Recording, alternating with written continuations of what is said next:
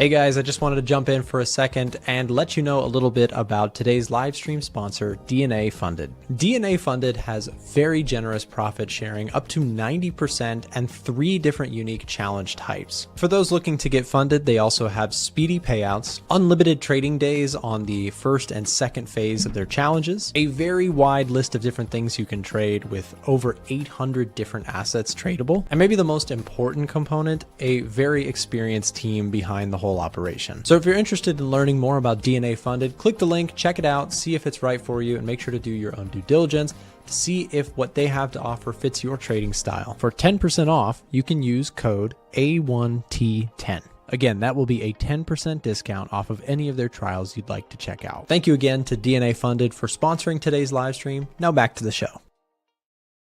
All right, guys, welcome back to another live stream. Sorry about that. I actually completely missed today's schedule. Usually I'm pretty good about it, but missed it today. Sorry about that. Unemployment claims came out this morning. I was getting caught up on my binder. If you're a regular stream viewer, you know I'm a binder junkie. I write everything that I've got to do down all the time, and I burn through some binders.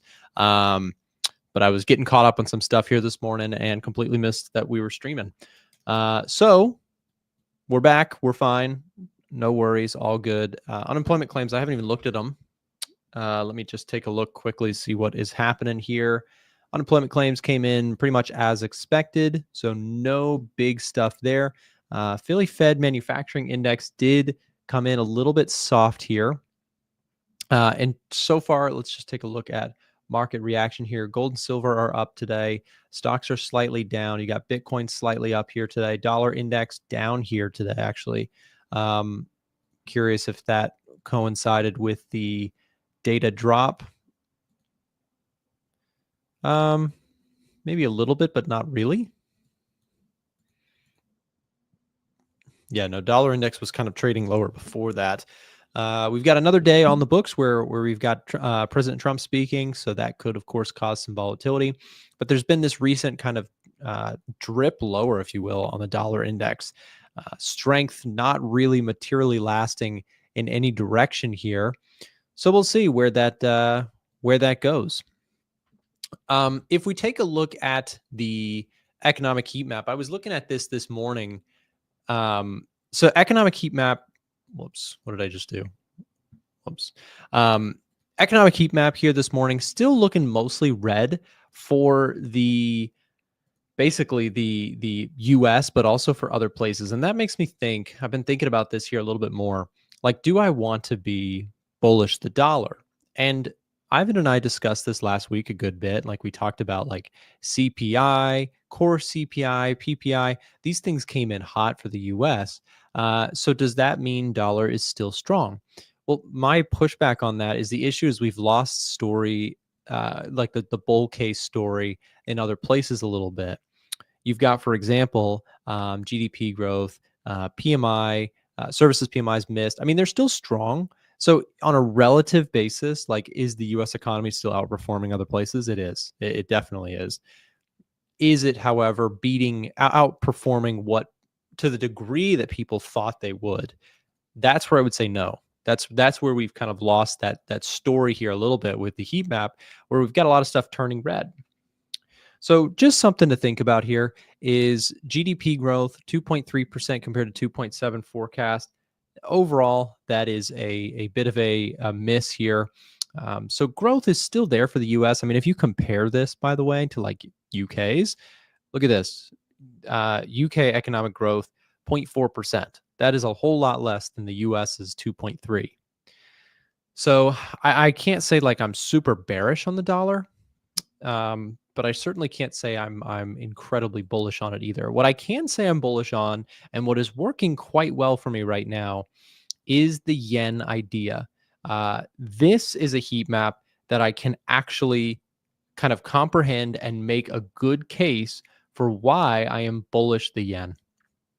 And sometimes I refer to this as the easy trade that's out there. The Edge Finder heat seeks the easy trade. Like, point blank, that is what it does. It heat seeks, quote unquote, the easy trade. Now, I probably should use a different adage because I'm not saying it's easy money. It's not going to be easy to make money with it. But when I say the Edge Finder heat seeks the easy trade is looking for the most glaringly obvious economic data trends and trying to ride that trend. Right now, for me, that is the yen pairs and it's gold and silver. Those are two very obvious, very clear trends that I can get behind right now and make a good bull or bear case for. I'm bearish on yen crosses because I'm bullish on the yen, and I'm bullish on gold and silver because I think we're potentially seeing a global tilt towards stagflation. It's the easy trade, quote unquote. Nothing is easy, but it's kind of the obvious trend, I suppose. So that's typically where I focus on in my trading. That is why the Edge Finder is my kind of go-to tool here. Obviously, I do have something to sell you, so take everything I say with a grain of salt. But the point that I'm trying to get at is I look for the easy trade, and the easy trade that is the Edge Finder is something obviously that I sell, but it's built on the basis of something that I've traded for years and years and years. The Edge Finder is 3 years old from inception, but it basically just materially showcases economic trends that we're seeing in markets. Right now, the yen pairs are looking really strong to the downside because of the yen heat map, right? The Edge Finder scoring looks at all this data and compares currencies, it compares commodities, it compares indices, and it generates bullish and bearish ideas. Real quick, because we got to get on to our next show here, Marco and Miko coming on. We got GDP growth hot, manufacturing missed, services hot, retail sales hot, inflation hot, PPI hot, unemployment rate strong, employed people's strong.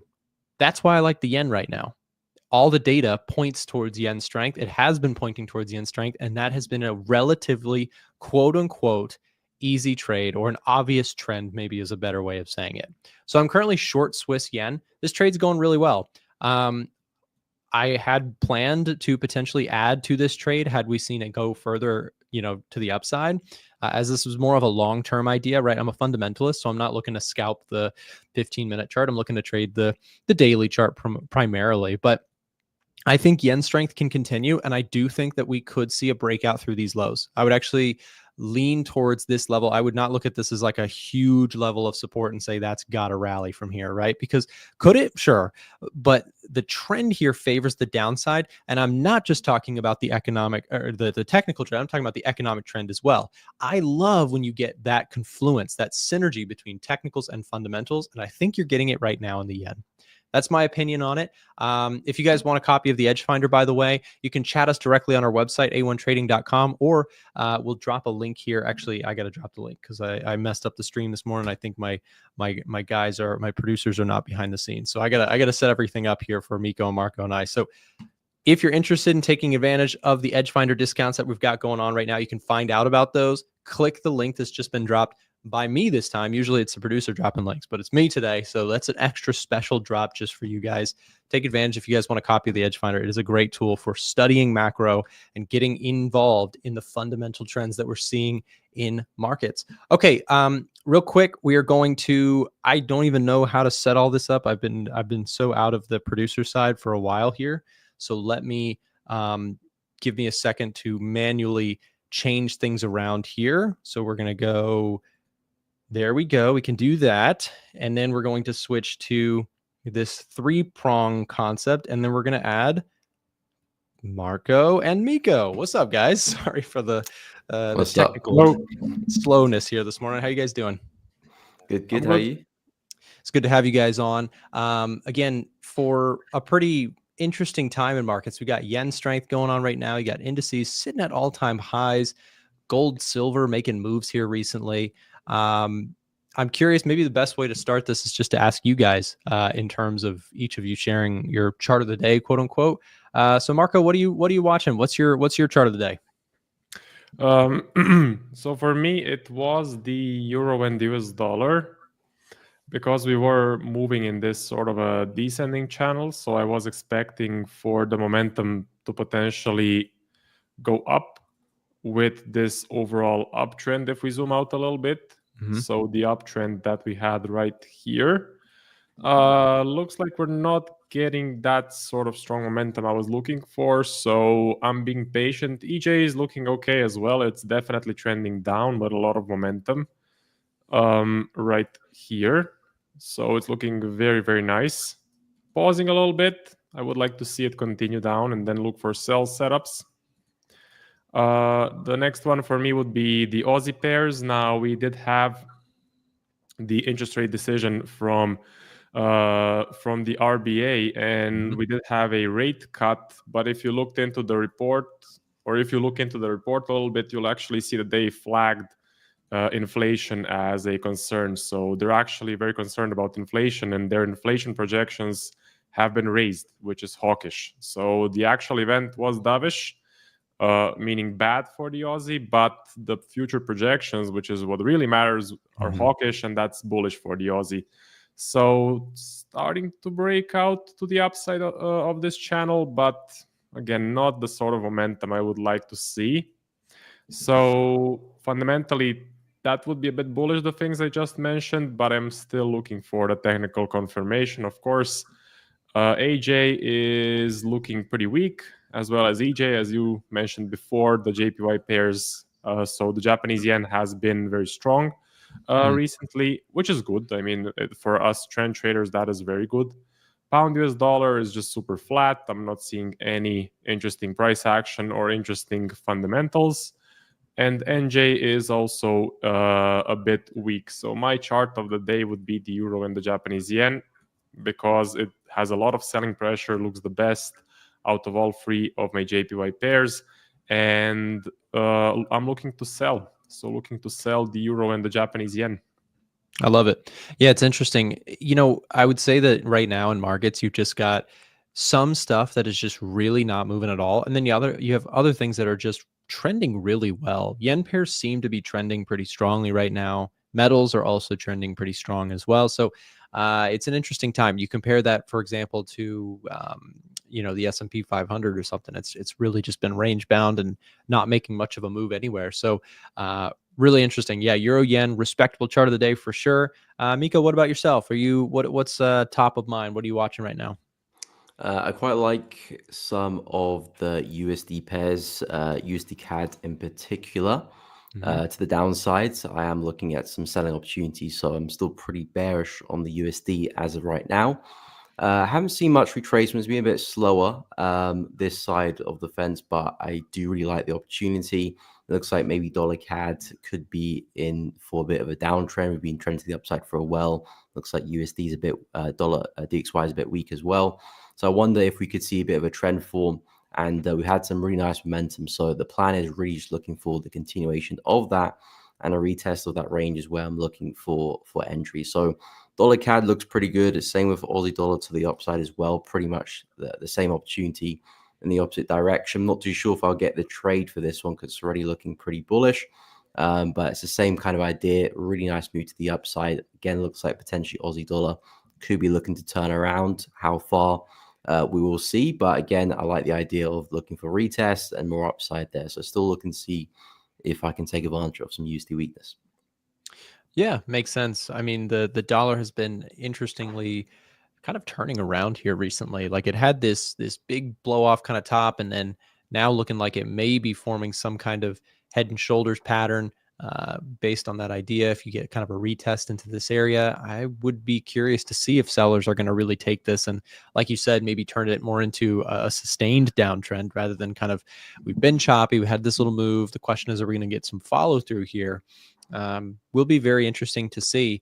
And Marco was just talking about with the RBA, this concept of basically a hawkish cut, meaning they cut interest rates, but basically pointed out that inflation is still problematic. And that seems to be a theme a lot of places. We also had UK CPI tick up to 3%. So a lot of places are seeing inflation coming back into the picture.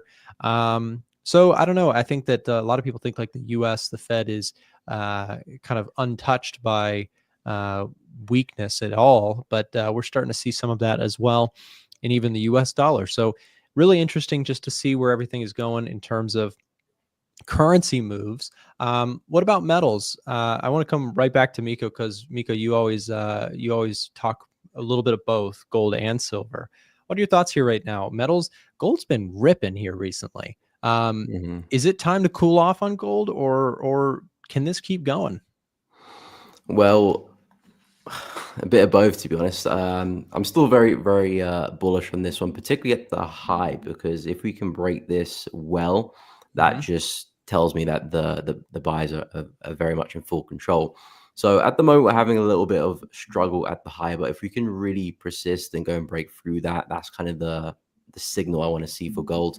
And then that will tell me, okay, buyers are in control, and I'm still looking for a break and retest and more upside. If we continue to mess around at the high there, I would just kind of hold off. Still would be bullish. The trend is still very much up until we start to break through some lows. I won't really entertain the idea of shorts. So still very much focusing more upside, but I want to see a more confident break of that resistance before looking for entries. And we do have that big 3K level there as well. So that could be where price is potentially drawn towards. And also silver as well, looking bullish too. Now, we had a really big rejection on Friday, so I was being careful about taking any opportunities with this one because there's a really big level of resistance here. We had a big wick on Friday. Price came crashing down, same with gold as well. And I'm looking to see if we can get a push back to 34.8 over there. So that's the idea with silver. Looks like we're getting a break of that resistance. So pullbacks and upside look pretty good. I'm actually more of a fan of silver, actually. In terms of trading opportunities. So something like that would definitely interest me. But at the moment, both still very bullish. So yeah, more upside looks like it. You know, Miko, I'm long silver currently, and you referenced that big reverse that we had on Friday, and that was the most for me as a trader. Like all three of us, we know we show up, we do the same thing over and over. But that was emotionally so frustrating for me on that Friday because I have a pretty good sized silver position right now running. And it's going good now. But on that Friday, I benchmark my own trading against the S&P 500. That's something I like to do. And on that day, and what I mean by that is like compare my returns to just passive holding S&P 500. And so on that day, silver was up 3%, and at one point the S&P was down 1%. In the morning, I was feeling like a hero. I was like, "That is a spread, right?" So I'm up 3%, and S&P's down 1. By the end of the day, they flipped roles. Silver was down about 0.7, and Nas or S&P I think was flat or slightly green. But the frustration of that just goes to show it doesn't matter how long you trade. Certain moments in trading are always going to be frustrating, and to have that kind of like, oh, this trade is breaking out, this looks excellent, I can start trailing stops, I can lock something in, for it to come all the way back was incredibly annoying, and I ranted about it for way too long in my videos. But we've rounded off. Silver still looks strong to me. As long as we continue to hold these this low here, I actually would love to see if we can get a strong close today. I will be looking to trail stops further and just lock in a little bit more. But a lot of the trading community seems interested in silver right now because, again, gold has already kind of had this massive run, but silver could perhaps be ready to play a little catch up. So we'll see. We talked about that a lot last week with Ethereum and Bitcoin. So so Marco, your thoughts on metals. Gold looks phenomenal, but again, how do you see it? Would you, if you were to trade, I know you don't trade metals that much, but if you were to trade gold or silver, would you select one or the other? How would you see it?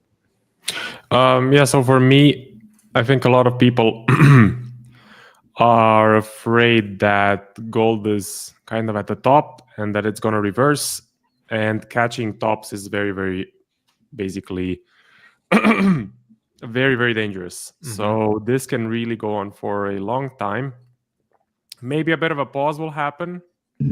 It is possible, but this does look very, very bullish. As a technical trader, I do like the gold chart a bit better than silver because just the general momentum and the way we are breaking the highs.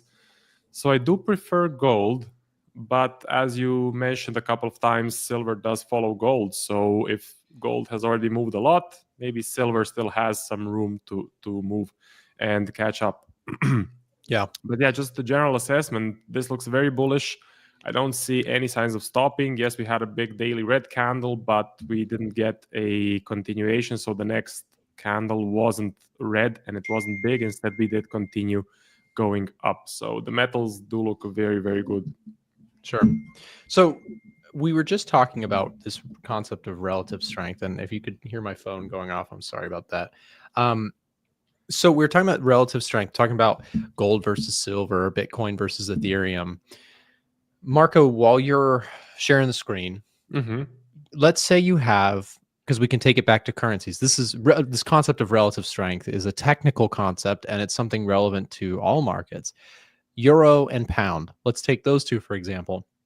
They typically move together too. Not all the time, but if we were to go euro dollar and pound dollar, they typically somewhat move in the same direction. Let's just say, actually, let me just going to pull up euro pound for a second. So euro's been the loser in that combination here in recent weeks.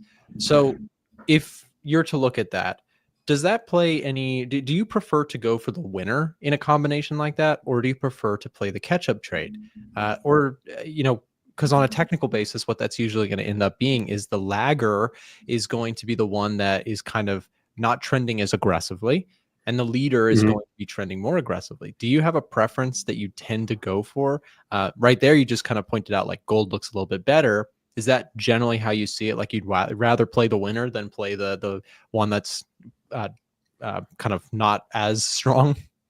I would say it depends on the data and backtesting. I would say with gold and silver, I would be fine with silver playing catch up. And because I trust silver and it's been a instrument that has been traded for a long time. But when it comes to, let's say, crypto, when you have Bitcoin and Ethereum, I do think Bitcoin is a bit of a safer bet. So if Bitcoin moves, I am not 100% sure that Ethereum will move as well, especially nowadays. If you look at the daily chart on Bitcoin, and you look at the one on Ethereum just doesn't look that bullish as a Bitcoin.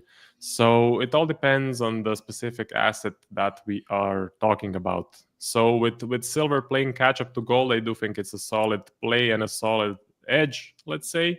But in crypto, it's a bit of a different story. And I would go with the cryptocurrency that I trust the most, which is, of course, going to be Bitcoin.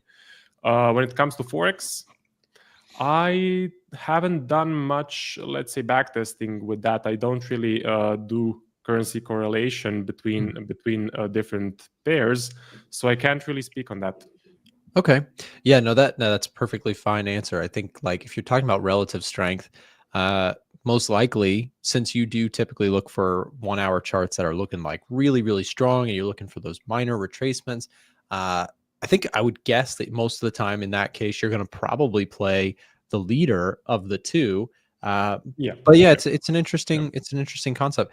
Miko, what about yourself? I know that when we talk about gold and silver, in that case, you're looking at the one that has pulled back. You've also in the past, I know when we talked about indices, you've pointed out that maybe the one that has more room to get back to those highs could be the one to play catch up on.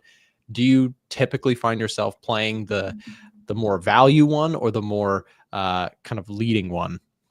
Yeah, so I normally gravitate towards the one that has to play catch up because on average, if you look at correlation, there'll be times where they're very correlated and doing the exact same thing. And there'll be times where there's a bit of a gap. So not only am I taking advantage of the trade, but my expectation is that because they're out of sync, in the near future, they will come in sync again. So with gold and silver, with gold being very, very bullish and silver not as bullish, there'll be a time where gold will be a little bit weak and silver will play catch up. So I'm kind of trading that kind of gap there, plus the opportunity on silver, of course.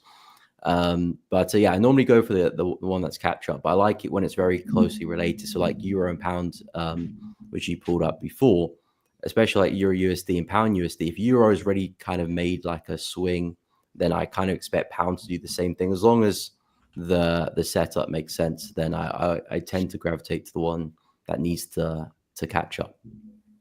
Interesting. By that concept too, if you think about this, Miko, that concept of, okay, buying the one that has room to potentially catch up, a lot of traders, we're getting into the correlation trading concept, and it's actually a fascinating rabbit hole to go down. We've actually crossed euro against the pound. Let's say you assume that over the long term, you think that the euro and the pound will likely they'll likely be correlated. What that would tell you is that when this chart gets extreme one way or the other, you might look for fading that kind of move. Euro pound is a really interesting currency pair. It actually moves on a pip basis very little. It is one of my favorite currency pairs for a dollar cost averaging approach, simply because it moves a heck of a lot less than like yen pairs, things like that.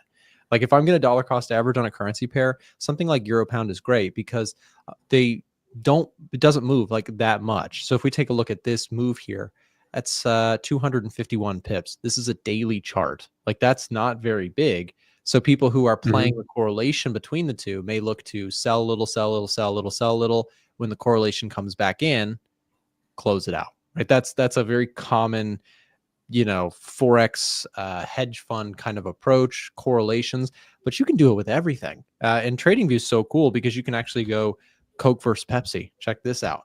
This is a fun, you can do this in everything, by the way. You can do basically, here's Coke versus Pepsi. These are two companies that do the same thing for the most part. In this, though, it's showing you recently Coca-Cola has actually performed a lot better than Pepsi. And the way to read it when it's going down is the opposite. Pepsi's winning. Another one that we love talking about on the show is the gold to silver ratio. This is another correlation. Really, really fun. And this one's fun from a long-term basis too. I've told you guys in the past and the audience as well that I like buying physical gold and silver for I don't have a ton of it, but I have a little bit of it. And the stackers of the world, which is what they're called, the people who buy and hold physical metal, they always reference the gold silver ratio. When this thing gets extreme on a long-term mean reverting basis, it typically sways back and forth. What that's telling you is that when this chart gets really high, silver's the better value, because that's saying you need a lot more silver to buy an ounce of gold. Or to flip that around, 1 ounce of gold would buy you a ton of silver if you were to trade them in. A lot of physical dealers will actually let you trade the two with them. So, when it flips the other way, the idea is to, the concept is gold is cheap and silver is expensive. Typically, we see that during big metal market booms. Like we saw a huge drop in this ratio post-pandemic when everybody was buying metals, silver actually outperformed. So correlation is fascinating. It is a very, very powerful thing, understanding and isolating correlations in markets. And I would encourage everybody to do their research on correlations to know a little bit more about them, because we went off on a tangent, but correlations are one of my favorite things. Go ahead, Marco. I'm sorry, did this chart influence why you went long on silver rather than on gold? Was this like an extra confluence? Partially, and especially for me as a long-term, in terms of stuff that I hold forever, I don't hold very many things forever, but I do own some physical silver. And the reason I'm buying physical silver rather than physical gold personally is because I think that on a long-term basis, silver is undervalued relative to gold. I think at some point we'll see this thing swing the other way. And maybe what I'll go do is I'll go swap it out for gold, right? So, and then that's like the long-term correlation trade. That's a trade.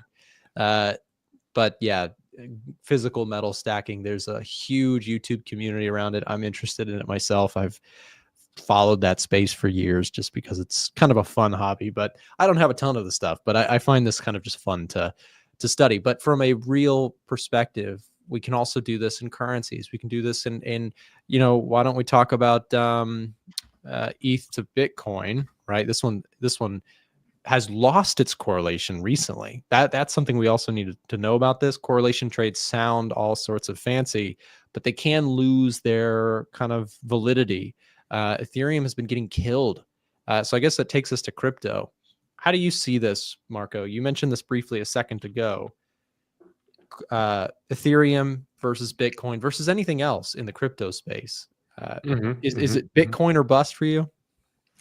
Yeah, for me, I think Bitcoin is the best bet. It's a very new market, so it's still growing. People are still learning about it, and currently there's talks of deregulation. There's a lot of scams. If there's going to be even more deregulation, there's going to be even more scams, and that means that people will start losing faith into, especially like the crypto coins. So Bitcoin is the top one. I think the most faith will go into Bitcoin, and then the rest of the coins.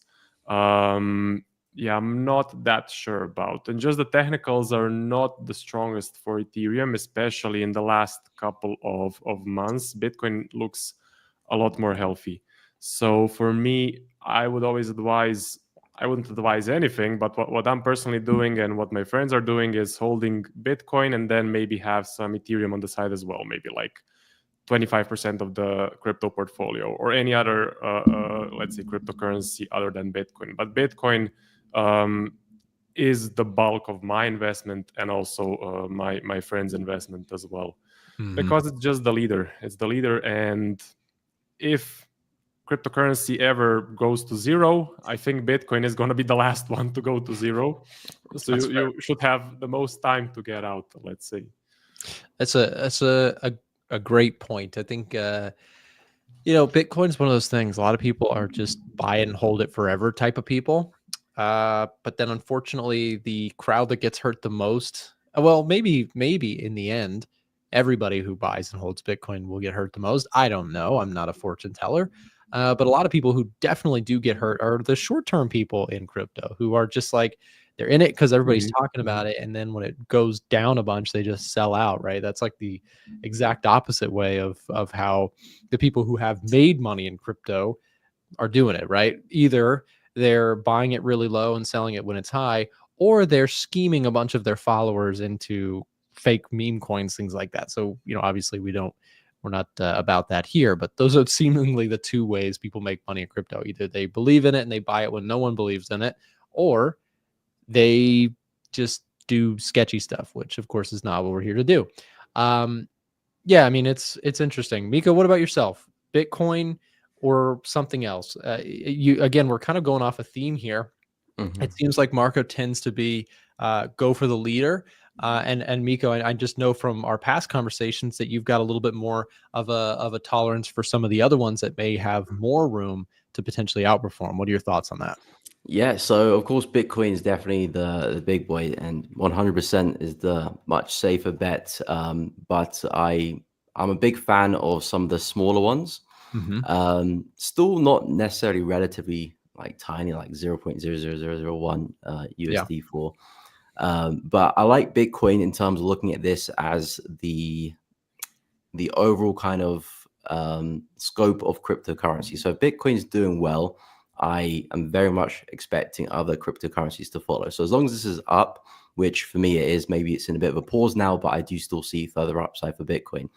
XRP is a cryptocurrency which I've been holding, which I did actually get some entries down here somewhere. So it's done pretty well. Nice. And hopefully we can still push on. We're at currently just under $3. And again, the idea with this is that if this can get to like $10 or $50 or even a lot further, of course, the return on investment is crazy. Well, at least compared to Bitcoin anyway, because for that to 10x, you need to get to $1 million. So I see the value here, and I'm not saying just go and buy a load of XRP, because there's risk involved. This could go to zero. You could lose all your money 100%. But I like it because if Bitcoin does well in crypto, and a lot more people join crypto, there'll be other cryptocurrencies that follow. And if something is 10 cents and it jumps to $1, which is very, very small in money wise, but huge in terms of risk of and return of investment, is actually worth the while. And I've been looking at XLM as well. This one I recently picked up some positions just around here as well. So I'm going to see how this one performs. At right now it's 34 cents. So again, the idea is that if we can see big moves, the return on the investment is pretty big. And of course, I'm not putting the whole farm on the trade as well. If it goes to zero, I'm fully prepared to take the L on that. But there's a lot of upside then. As long as Bitcoin's up, I expect the rest to follow. Sure.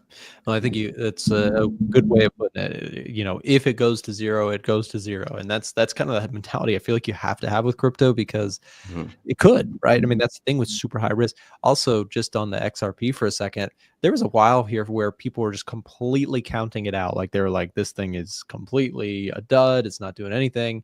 And then all of a sudden it had a 400+% return or whatever in just a short months. I mean, absolutely crazy. In fact, actually, I've heard a lot of speculation that part of the reason Ethereum has really struggled is the utility of XRP, which I can't give you much information about because I don't know that much about this.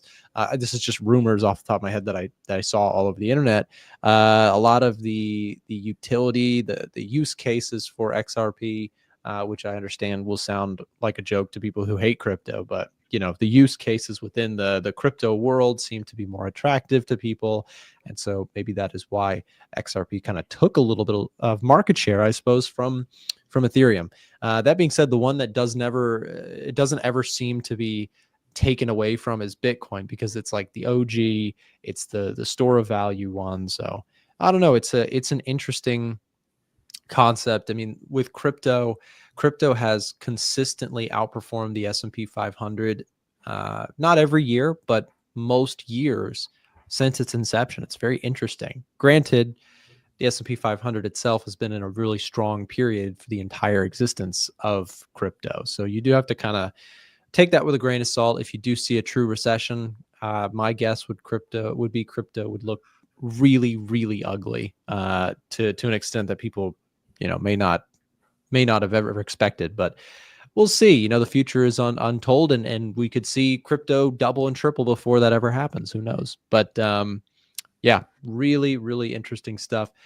One last thing I think on the crypto space is I do think a weaker dollar typically is a positive thing for crypto. Borrowing costs going down, interest rates going down, inflation going down. Those things are a more hospitable environment for super high risk assets like crypto. So we'll see. I don't know. It's always interesting to get you guys' thoughts on that. And I also appreciate, as always, you guys coming on and chatting markets with us. Pretty good conversation today between correlations. Yeah, go ahead, Marco. A quick question. So do you guys think deregulation is good for crypto or bad overall? Because people say it's good as more people will get in, like the barrier to entry will be less, but then the scams will go up. For example, you had the president of Argentina basically promote a meme coin and people lost, I think, $100 million were lost. And those things could happen even more with deregulation. So that's kind of a good question, I would say, to think about. Yeah. Miko, what do you think? I'm a bit of both. I can see the pros and cons to it, but I think generally speaking, I think as we go on, there will be more regulation involved. So I think in the long term, like 5-10 years, I think that will be the play. And I think that's when a lot of people will follow on. But in the moment, yes, I think it might be a bit more of a bad thing. But long term, I think we'll see regulation and everything will be a bit more stable. Yeah. Yeah. It's interesting. It's kind of hard because on one hand, you got to ask yourself too, why is the US stock market the best stock market by far? Well, part of the reason is because it's trustable. There's integrity there. I mean, of course, nothing is fully trustworthy in markets. There's always scams. There's always pump and dumps, even legal ones that go on. But on a relative basis, do you want to put all your money in Chinese stocks? Probably not. Some people might, but people feel really comfortable investing in US stocks. Clearly, that's where all the money seems to be flowing in the last several years and several decades. US stocks have outperformed. So I actually think that crypto may significantly benefit from regulation in the long term. That being said, it depends who you ask. For scammers who are using the crypto space to pump up and make 300% returns overnight, yeah, that edge might go away. And I hope it does, because that stuff is wrong. For people who are genuinely interested in the technology and the use case and being able to send money to their friend in a country where they can't use PayPal or something, I see it as a cool thing. But we'll have to see. I mean, it is early days. I like the technology. I don't know that I'm a forever person. And if I am a forever person, it probably wouldn't be a huge portion of my portfolio, but I could see maybe at some point getting 1 to 3% of my portfolio into crypto. When I trade it, it's a lot more than that. Like I can be in 20% of my account in Bitcoin if I'm trading it with a stop loss. But if I'm talking about just buying it, holding it forever, probably a lot less. But I don't know. That's my thoughts on it. guys, thank you as always for coming on, sharing your thoughts, sharing your current trade ideas, markets, good stuff today. And before we go, we'll make sure to drop the links in the chat to you guys' YouTube channel so people can find you. It's Marco's Trading Journey on YouTube, and on Twitter, I think it's Marco's Journey, right? It is. Yep. Yep. And then Miko Audu, you can find him on Instagram or search his name on YouTube to find their channels. Again, please do that. Take a second, everybody, to go subscribe, go support everybody who comes on our show. We really appreciate you guys contributing and helping to add value to what we're trying to do for the trading community. So, Miko, Marco, thank you guys very much for coming on. Thank you, guys. See you next week. See ya. All right, good stuff there. And again, always good to have those guys on. That was good conversation. I feel like one of the benefits to having return guests is we can really get into some good conversations. So that correlation stuff today, that was great. I'd like to talk. I could talk for hours on correlation. That stuff is so interesting to me, especially when you kind of build your own correlations that you find in markets. So like, for example, that Coca-Cola Pepsi concept. Let's go back to that just for a second. It's not really holding up very well anymore. That was actually ended up being kind of a bad example. Seems like Coca-Cola. What's going on with Pepsi? Pepsi versus Coke. Yeah, look at Coke's jumping here recently. This is a weekly chart, by the way. And you've got Pepsi down in the dumps. Kind of deservedly so, because you know what? Pepsi kind of sucks and Coke is the bomb. Anyways, that's not an opinion. That's a fact. As a true Coca-Cola addict, I can say that unbiased completely that Coke is better than Pepsi. But let's see what else we got going on. Metals pulling back here a little bit. Gold actually now in the red for the day. Silver is still green, but lost a little ground here back to those highs of yesterday, or the open of yesterday, I suppose. VIX is up 1.8. Stock market opens up in 9 minutes, and should be interesting. Don't drink Coke, guys. Drink water. That is what you should do. Never listen to me, because this stuff is not good. It's addictive. Also, Ball Out, I saw you mention earlier in the chat that you would get bored of holding physical metals. I've held them for years and years and years. I actually still every once in a while will whip them out, like the physical silver that I have, just to look at it. I think it's cool. I don't know. You might get bored of it, but for some of us, we are just stackers for life, if you will, when it comes to physical stuff. Anyways, guys, what we're going to do here is we're going to take a quick break. Up next, we got Forex James coming on to the show to talk markets and share some ideas with us. So stay tuned. We'll be right back with him just after this.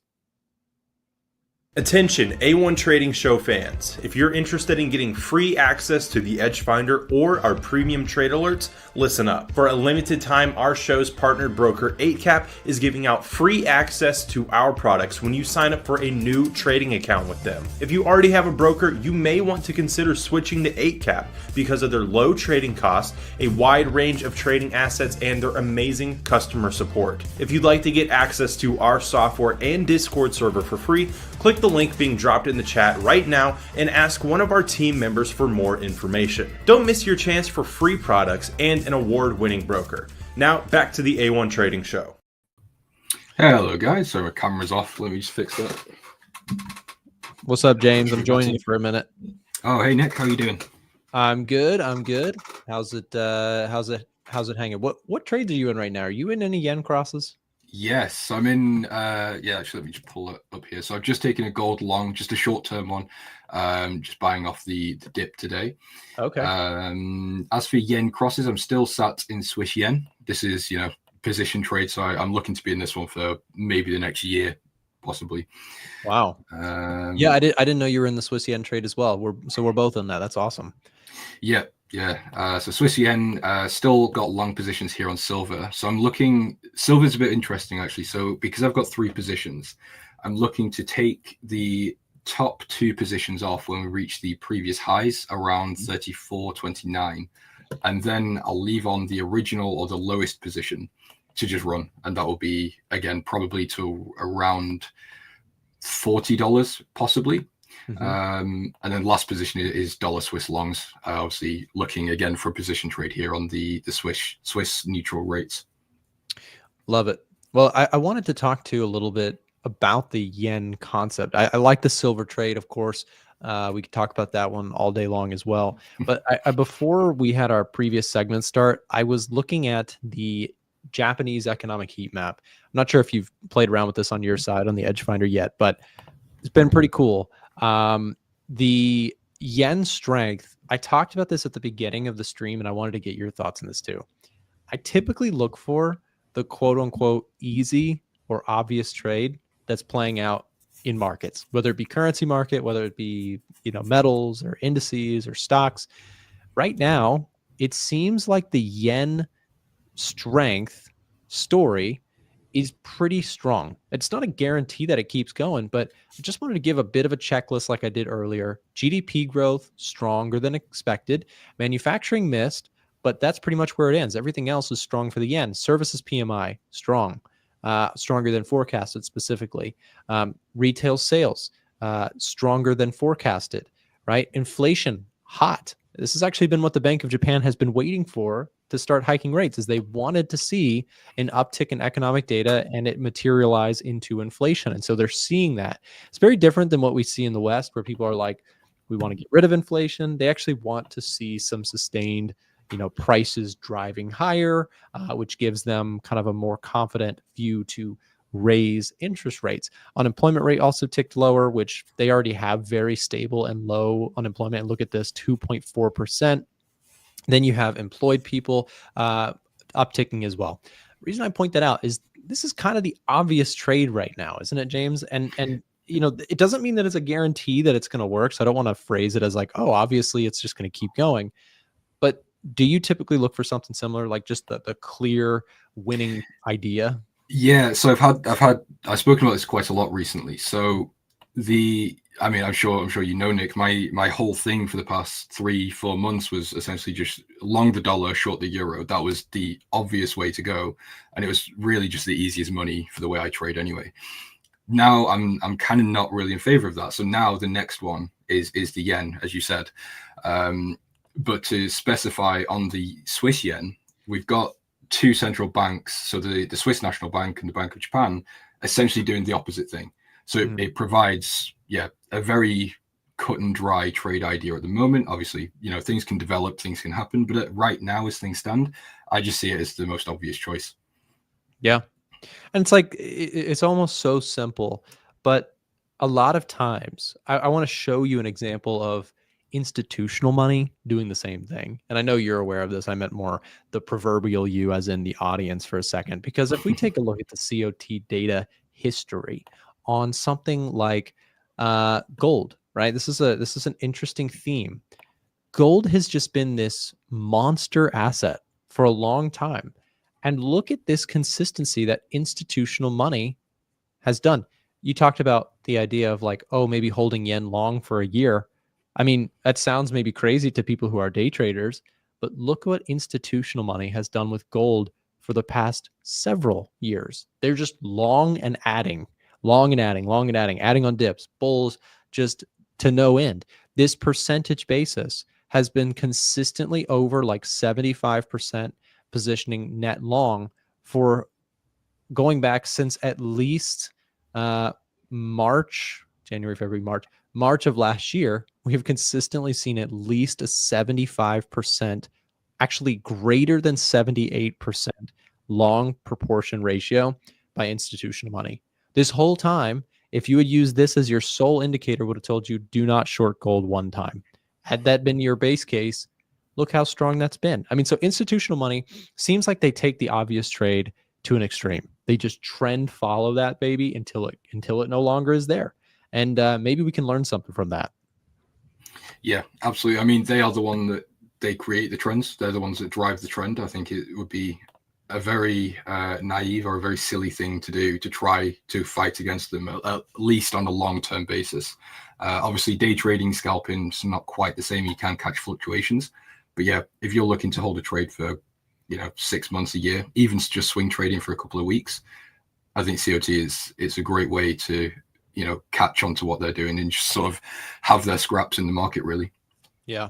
I actually love COT data, especially for position trading. If you're somebody who's like a little bit longer term swing trading or longer term position trading, COT data can be so powerful because you can just see the trends and you don't have to worry so much about pinpointing the timing. Now, COT data can still be useful for lower time frame traders. Like this latest COT buys and sells section, I find to be actually quite interesting for lower time frame stuff. Like you can see they added a bunch of silver here recently. That's part of the reason I like the bull case for silver right now. So just something to think about. This COT data, sometimes people say, oh, that's lagging information. Well, yeah, if you're trying to scalp it, but if you're trying to use it as like a confluence factor, trying to understand what generally big money, smart money is trying to do in the markets, you can kind of pick up on those trends, and they usually take a lot longer to play out than people think. I mean, look at gold has been the winner on this list for a very long time in terms of positioning. Gold, silver, Nikkei, US oil, US dollar. Those are your most bullish institutional assets on a long-term basis. On a short-term basis, you've got that on your screen here. You can click through that yourself, of course, if you have a copy of the Edge Finder. But that's the idea. So you also mentioned you're looking at euro dollar. What's the update there on EU? Oh no, yeah, I'm pretty much flat on euro dollar. So the situation, as far as I'm concerned, is I have absolutely no idea what's going on with Ukraine and Russia at the minute. So obviously we had the peace talks, we had talks of peace talks, but it seems like Trump has done a little bit of a, I don't even know what the word is, like maybe a Uno reverse. So he's claiming that Zelensky is the one that started it. I'm not going, obviously not political, but that's what he's claiming. He's calling Zelensky a dictator. He's very publicly and very heavily siding with Russia. And it seems like there's quite a lot of tension now between Europe and America. So just on that basis, I don't know if I really want to be going in either way on the euro. And with the dollar, it's just not in a position where I want to really go long in the short term anyway. I mean, the heat map on the Edge Finder tells us all we need to know. It's definitely not what it was back when I was heavily shorting euro dollar. So if we just pull up the heat map, give me a second here. Where has it gone here? So this was, at one point, this was pretty much all blue, and it's now essentially all red. So manufacturing is okay. Unemployment rate is okay, but that's about all we've got. ADP obviously is blue, but I'll be honest, no one really cares about ADP. Everything else is not really what I want to see. So yeah, the US dollar long narrative is gone as far as I'm concerned. And regarding euro, I just need more clarity. I need to just wait and see what happens, really. Yeah. Well, a couple of weeks back, we were speaking together just about the concept of Swiss yen. A lot of people resonated with the carry trade scanner. I had no idea that would be so popular, but you actually were the one who were pointing that out, in terms of Swiss yen, the cost efficiency there. The swaps are minimal. I've been holding Swiss yen for several days. Cost is not so bad for the trade. But again, if you had tried to take dollar yen short, obviously you'd still be really happy with yourself because dollar yen's dropping like a rock. But Swiss yen, in my opinion, continues to look like a great opportunity to see yen strength play out. And I like also the long-term trend. If we just scroll out on this chart, there is room for Swiss yen to have a multi-month downward move and still be giving back some of the gains that it's had in the last few years. I mean, if we just go super long-term for a second and just say, well, let's not go to 2009, but let's just say like from this kind of 2019, all the stuff we've seen in the last 5 years, even just a 50% retracement is a 2,300 plus pip movement. So, I think it has plenty of room to normalize that the yen, that the divergence between central banks is now completely turning around the other way. The Bank of Japan was super dovish for a long time. Now they seem hawkish, and other banks are trying to be more dovish. If that plays out, Swiss yen could go much, much lower.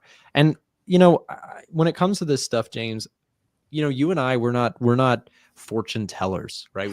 We don't know the future of what's going to happen with the world economy, but we can at least acknowledge what the heat maps are telling us right now. I mean, you even just said, I love the way you just said that. The dollar story has kind of broken down a little bit. So now you're on to yen. Now you're on to something else. Like, it's like we can't know the future.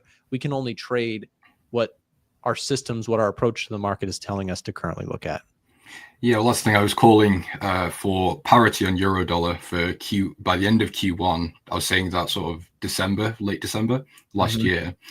Now, obviously, it's changed. I no longer think it's no problem having an idea. So, for example, right now, I might be holding gold to around 3,000, but something could happen in between then, and that idea, it changes. So I love that. It's very important for traders to be able to not get stuck in an idea. So, for example, if it could be anything, something happens that makes gold less attractive, starts heading to the downside, it's fine to try and buy a dip. That's no problem. But obviously listening to the narrative, following the market, not just what you previously knew 2 weeks ago, because that could just no longer exist other than in your own head, in your bias. I love that so much because, again, I do forecasts too. Every year I do a forecast sheet. We should have had you on that sheet. I asked a couple people to do one, but we didn't ask everybody on the stream to do it. I should have asked you. We just did in-house, but I should have asked you for yours. But same thing. It's like all of them are editable. Like they can be changed at any moment, because I don't really truly believe in trying to have these huge heroic calls. I had on my bingo sheet, quote unquote, 3,000 gold for the end of the year. And just like last year, I think I need to revise that personally. Now, it's not a guarantee that we hit 3,000, but I think now we're going much higher than 3,000. For now, that could change again in the future. But my point with saying that is, last year I had a target on gold of end of year 2280. We hit, I don't remember, like way higher, right? We went way higher than I thought we would last year. Here's as high as 2780. My target was 2280. So my point is, magnitude is really hard. Direction is hard, but magnitude is like dang near impossible. To try and call how far we're going to go, that's where I revise it often, and I think it's cool that you also kind of take the similar approach. Yeah, I think gold's actually a very unique example, because normally if you're trading a G10 currency or any sort of currency pair, you'll have something to work from. You could have a previous low from a few years ago. You could have some, it could be anything, something. Whereas with gold, because it's all-time highs, it could, in theory, just go and go and go. And you've got no way to measure where the stopping points or the slowing points or the pullback points are. There's nothing there for you. Exactly. So I think, in situations like this, having some sort of economic understanding or some way to keep up with what other people in terms of the professionals and geopolitical situations are is very, very important. So at least then you're not stuck holding the bag at the end. Yeah. No, that's the thing with metals, especially.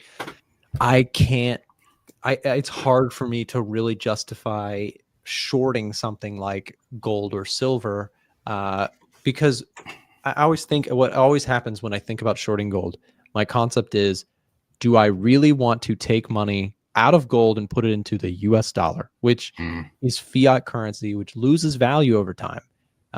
Do I really want to do that? And most of the time, the answer is no. There are times where gold has horrible sell-offs and it's rough, right? But most of the time, default to which thing is more valuable and should continue to rise. Well, gold probably should. The dollar is certainly not like gaining purchasing power every year. It's losing purchasing power.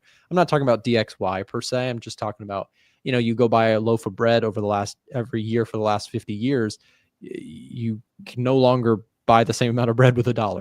Everyone is probably very aware of what I'm talking about with the grocery store here recently in the last few years. Yeah, no, exactly. So for anyone out there, I mean, I'm sorry, I'm stuttering. I've got quite a lot of thoughts going on. The thing is, in the markets at the moment, is there's so many moving parts. Normally you can have times in the markets where it is quite literally just buy something and just hold, or keep buying and keep trading that same thing. But the reason at the moment I'm so leaning towards position trades for silver, Swiss yen, dollar Swiss is because I just have no idea what's going on. Trump could come out and say anything. Anything could happen between Russia and Ukraine. Tomorrow, for example, Trump could come out and say he's going to start taking over Gaza. I don't know. And you could say all these things are very unlikely, or it might not happen. Sure, it might not happen. But I am not willing to put money risking or betting that that isn't going to happen, because we all know Trump can be a bit erratic at sometimes. So don't, I had someone in my stream that I think it was yesterday actually saying that he was really struggling this half of the year or the start of this year, and last year he did okay. I was just saying, look, we're only 2 months in, well, almost 3 months in, and Trump has only just gotten into office. Just let him have his moment. Let him say what he needs to say. Later this year or in the next 3 years, you will be completely fine. The markets will stabilize eventually. Yeah. No, I mean, that's a great point. And especially with the world we're living in right now, it's chaotic. It's never predictable, but certainly a little harder to predict, in my opinion, when you've got Trump in office. Whether you like him or dislike him, the dude, he keeps his cards close to his chest, and he goes hard for whatever he's going at. So, we'll have to keep watching the Trump headlines, whether you like it or not, for the next few years. That is the world that we're living in. So adapt or get left behind. That's the reality of it. So, yeah. But James, I'm gonna back out, give you the show here a little bit, go through whatever you'd like to go through. Before I do, I got 2 things for everybody in the audience. Number one, do me a favor, make sure to go subscribe to James's own YouTube channel. Like he mentioned, he does his own extra live streams. So if you want more content, more streams, more stuff, add Forex James to your subscription. Takes you 2 seconds just to click the link. We'll drop it in the chat so you can subscribe to that. And then the second thing is that if you're an Edgefinder fan, James is as well, and we've actually set him up with a promo code. If you use promo code ELITE at checkout, you'll get a discount on the Edgefinder. James, you've been using the Edgefinder for a while. If you don't mind, could you just take like 3 minutes or so just to share with the audience how you personally use it? Like, how does it play into your role? I'll give you the stage. You do what you'd like. We'll also drop in the chat promo code ELITE for anybody who would like to take advantage of picking up the Edgefinder with his discount code. Sure. Cool. All right. Thanks, Nick. Have a good one, James. See ya. You too. See you later. So yeah, I mean, the Edgefinder, I think, is actually very straightforward, which is why people like it so much. It doesn't take, you don't have to come into the markets or even come into the Edgefinder with much of an understanding. Essentially, you could, in theory, just sit here, look at it and say, okay, gold's bullish. Maybe I want to look at gold. But obviously, it's good to have more of an understanding than that. But that is why it's so good, is because it keeps things simple. So what I would do if I'm looking at a trade, for example, gold. Gold is very bullish right now. I've just taken a long position on gold on this pullback, entered in on a pretty heavily bearish candle at the time. And one of the reasons I was happy to do that is because we've got the gold bullish reading here. We've also got silver. Again, I'm in silver. We've got the Swiss yen. I'm also in Swiss yen. So it's very simple in terms of keeping up with what trades you're in, what trades you want to get out of, and what do you want to do to manage the trade. So for example, if gold drops down to a 6 or a 5, it's still bullish, but maybe then I want to start trailing stops. Maybe it's losing some steam. Or if it just drops off completely, maybe I want to close out. COT data obviously is great for tracking. We actually spoke about COT data already, so I won't go into that right now. But again, heat maps keeps it very, very simple. The more red you see, normally the worse that currency is going to do, or the economy. So for example, the US dollar, it's mainly red, not wanting to trade that, or sorry, not wanting to buy into that right now. UK economy, similar thing, mainly red, not interested. Is Nick back? European economy. No? Okay. European economy, mainly red, not interested, although I might look to short euro again. Japanese economy, a lot of blue, maybe I want to start buying the yen. So it really is that simple. Obviously, you can go and do your own research on what services PMIs actually is, what are retail sales, how does that affect the market. But this is a great starting point for people, especially if you are a newer trader and you want to start on a path to economics or fundamental trading. I genuinely, and this isn't because I'm affiliated, I genuinely do think the Edgefinder is the best place because, again, it keeps it simple. It's color-coded. You don't need to really do much other than actually make money, of course. So, guys, how is everyone doing? Everyone good. Hope you are all making money, although it's quite tricky at the moment, I will say, unless you're a buyer of the metals. This gold trade's working out quite nicely so far. I don't think, I said to Nick I might look to hold it to 3,000, but I don't know if I will. I might just cut it just because I'm already pretty heavy in silver. Do I want to be exposed to metals that much? I don't know. Maybe, maybe not. We'll see. I'll assess it as time goes on. But yeah, gold is more just to you know, some pocket money. Maybe I'll get out quite soon, and then silver's more of the serious trade. I'll hold for a while. Swiss yen's doing very, very well. It's just melting to the downside. It's almost been a perfect trade. US dollar Swiss isn't doing too well, actually. I scaled in yesterday, and in hindsight, probably not the best scaling, but what can you do? Overall, we're sitting in blue, so that's all that matters, really.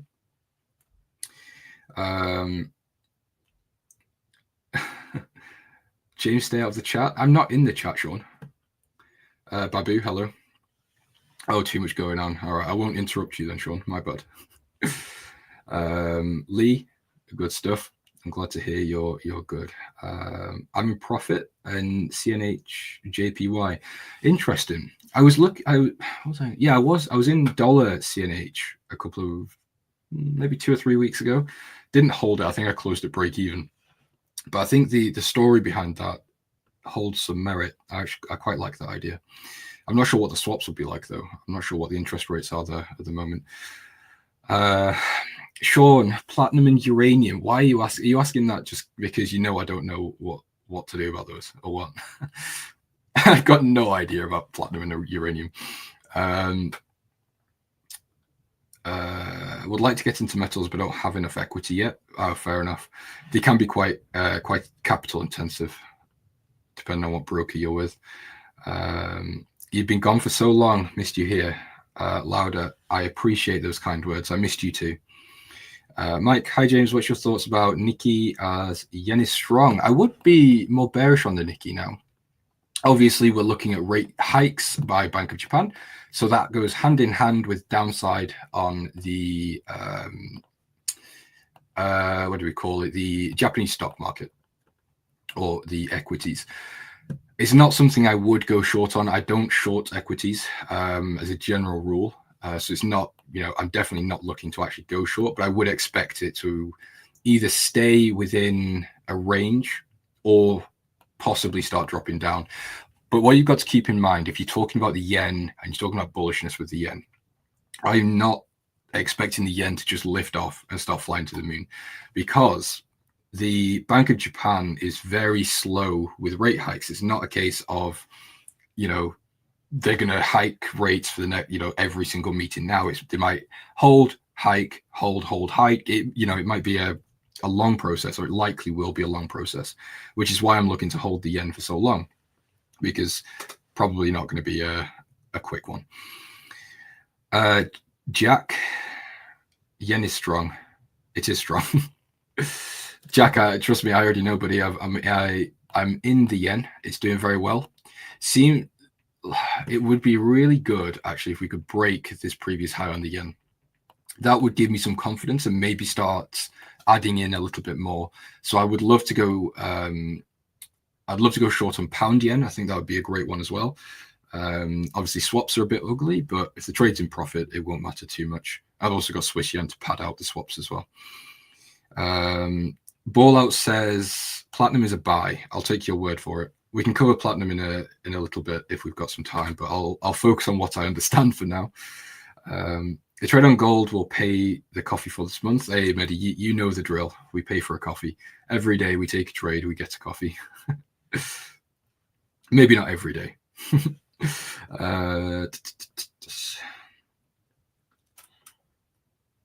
Trading is capital intensive. If you don't have capital, you're just living in fantasy and hamster wheel thinking you'll make money. I mean, Ballout, you put that very bluntly, but I don't really disagree. I mean, you can start with small capital during the learning process. I mean, it's a great idea, but if you're profitable and you are doing well, I think you have to have money to make money. I mean, it's the same with everything. You can't start a business with no dollars. No matter how many TikToks you see of start a business with no capital, it's not really possible.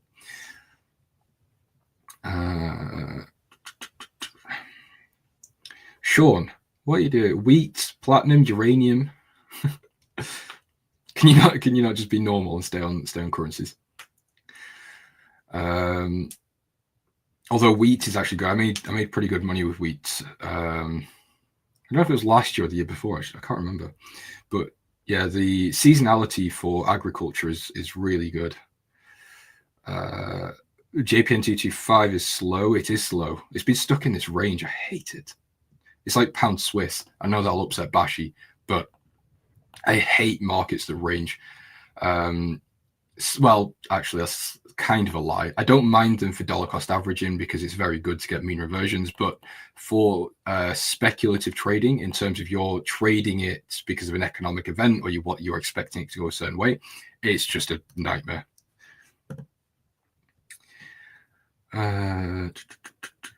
What's the swap in CNH? I have absolutely no idea at the moment. We can have a look in a couple of minutes.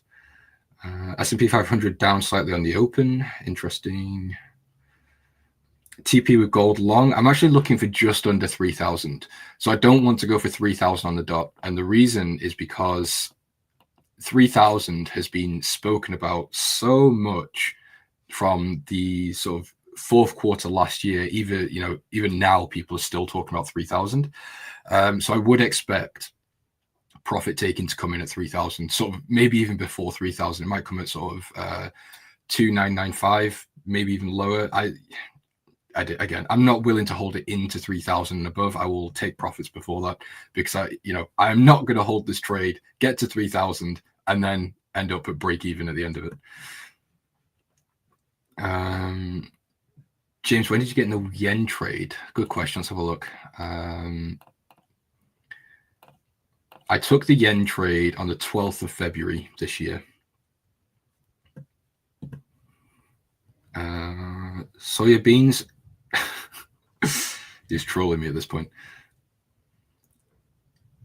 Sean, I'm not doing orange juice. I've got no idea what's going on with orange juice. I need my commodities tool back. I used to have a tool that was a seasonal tool for agricultural commodities specifically. It was really good, but I kind of stopped trading it, so I cancelled my membership. I might get it back though. Can you give condolences for not listening to me on Euro? What did you say about Euro, Sammy? I don't remember. I saw someone yesterday saying they were holding longs on water. What, like Nestle? Do you mean like a water, like a bottled water company, or like Thames Water, like a water company? I mean, everyone's always going to need water, so I think it's probably actually quite a good investment. Although Thames Water, probably not so much. They've had some disasters. So yeah, dollar Swiss is not really behaving today, which is a bit unfortunate, but again, it's a long hold, so short-term price action is not really an issue. Silver had a little bit of a pullback here, almost reached the previous high, but didn't quite get there. So I'm looking to take profits on the third position and the first position, so the two highest positions at 34.35, which would be around the previous highs. But I'll be leaving the second position, which is the lowest one. I'll let that just run. So at least then, so what I'm expecting actually is we reach previous highs. We have just a small normal pullback. But at this point, I will have already booked profits. And that allows me to get some more margin. I can scale in again and sort of reset the position. But if we don't get that, I've just taken out two positions, which I'll be a little bit annoyed about. It'd be a little bit frustrating. But then at least I still have one position run into, so I don't miss the whole move. So I'm pretty much positioned for either situation on silver. As long as it goes up, it's fine. No, Sammy, I really don't remember. I'm sorry. I've got a memory like a goldfish.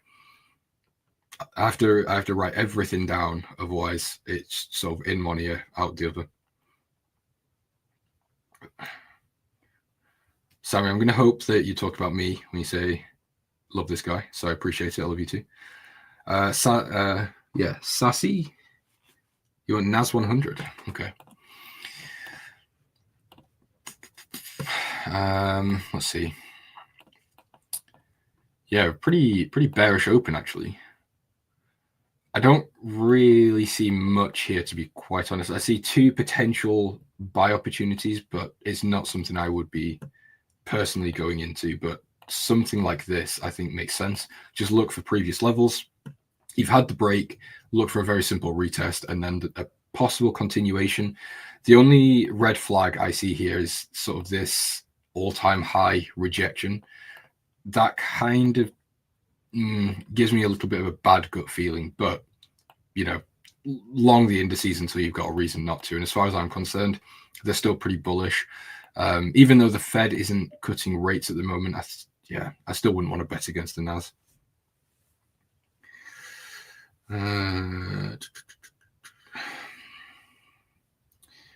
You wonder what happened with DAX? I think it was just profit taking. So I was buying the DAX on that dip. I made, actually, should we see? I don't know if it's still on here. Let's see. Oh, it is. So I made 12, just almost £13 yesterday buying the DAX. It was riveting, honestly. It was a wild ride. But yeah, I think it's a mix of the Trump tariffs on automobiles, and I think there's something else as well. And yeah, probably profit taking. But I'll be honest, the DAX isn't something I look at very often, so I don't know 100% what caused it. That's just what I assume. Oh, Sean, if you're looking at live cattle futures, you should talk to the other trader in Elite. He actually just closed a trade on live cattle. Habib, hello. A1 Central, they are trolling, aren't they?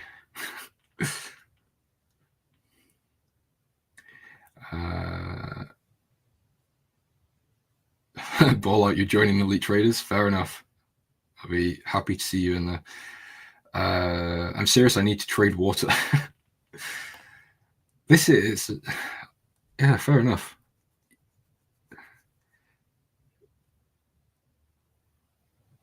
You can just sit and make jokes with Sean and Ball all day.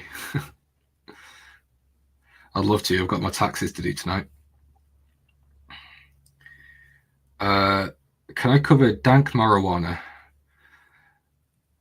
You know what? Actually, I was looking to buy all of these marijuana CBD stocks. Well, you know, when it was becoming a trend. I think it got legalized somewhere in America, and there was a lot of hype about it. That you saw it everywhere. As all these stocks getting IPO'd for medical marijuana and CBD products and all sorts of stuff.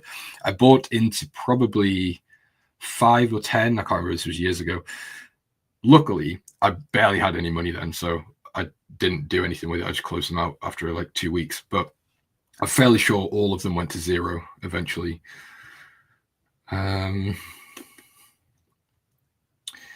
Sammy, you got an email from Vantage. I got an email from Vantage yesterday. I think they might have saw me on this stream, actually. I'm not sure, because I don't think they were in my stream, but they said they saw me on the stream and they wanted to partner with me. And I was like, no, thank you.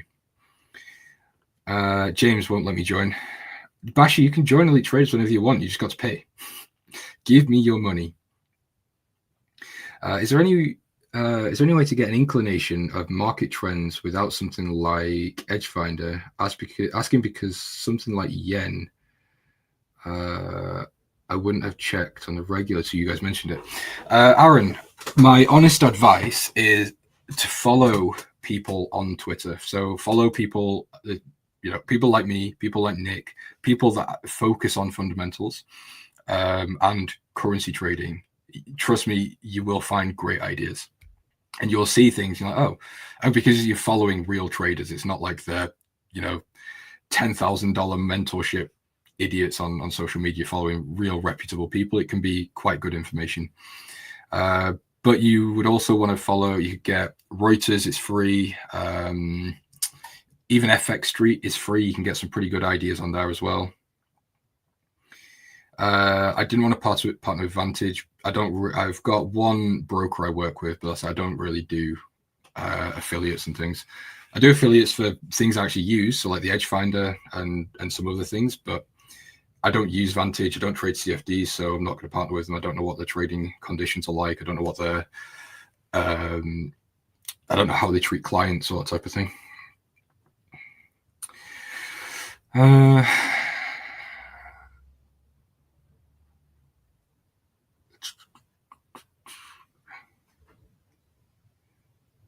Can I do a quick check on Bitcoin? Here, we can have a look at Bitcoin. But as I always say, don't take anything I say on Bitcoin as gospel, because I have no idea what goes on in this market. Although this actually looks like a pretty good pullback here. just from the way I trade, I wouldn't be touching this until we break out of this range. Yeah, I'd say it's about there. So I'd be looking for either a very clear break to the upside, continuation, or the opposite, break to the downside, continuation. At the moment, range bound market, nothing to do. So that's the H4. What about the daily? Daily's also just sideways. The weekly is very sideways, actually. Since when was that? 25th of November last year, it's just moved sideways on the weekly time frame. So yeah, unfortunately, there is nothing for me to tell you about that or talk to you about. Yeah, I'm not saying Vantage is bad by any means. I'm in no place to say if they're good or bad. I've never worked with them, never used them. But I won't work with someone or partner with them or become an affiliate if I don't use it personally, because I'm not going to try and push something onto people that follow me or like me if I actually don't know what it's like. James, what do you think of pound CAD? Hold on. James, are you looking at another Forex pair? That looks interesting. Oh, right. Okay, I see. Okay, let me do pound CAD and then I'll come back. I don't think there is anything really. I'm kind of already in what I'm interested in. I'm fairly sure pound CAD is on the edge finder. Let me just double check. I'm fairly sure I saw it. Yeah, it is. It's the second most bullish reading. So it's got a score of 8. So automatically, again, this is why you should get the edge finder. Automatically, without actually knowing anything about the pair or the economies, I want to stop buying it, or I want to look to buy it. So then it more comes down to where would I want to buy? So we've got a high here.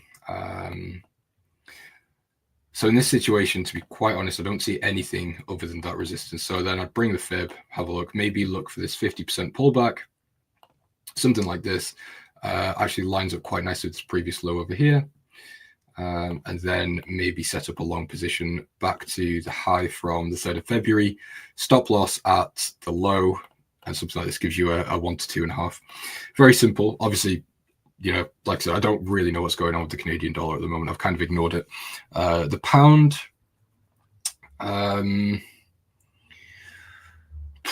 they did have higher inflation, which kind of dampens the rate cut narrative. But I don't think it's going to really change much. Obviously, the Bank of England is kind of in a position where it's their only choice. They have to really cut rates. So it's not something I would personally take, but I don't think it's a bad idea.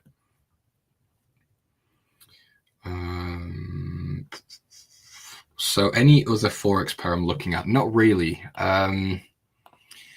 Yeah. Oh, well, yeah, I guess. Oh, I missed it. Oh, that's depressing. Well, I was looking at pound yen. CAD yen, I think, also has a lot of potential. It's basically just yen crosses, I think, are great. Maybe oil. I'm not in this position. I should probably get rid of that. Oil, I think I'd like to go short. But again, I've not really got a reason to actually go short. I just have a feeling, which obviously isn't good enough. But oil's maybe there if I get around to doing some analysis for it. It's funny because no one knows how to pronounce my YouTube name. Out of all the live streamers, they just call me self-sub.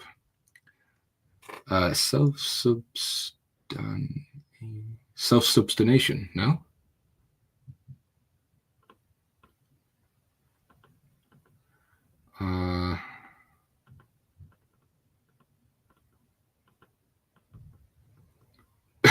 The pound's getting pounded. That is true. Yeah, the pound is getting pounded by the rising sun.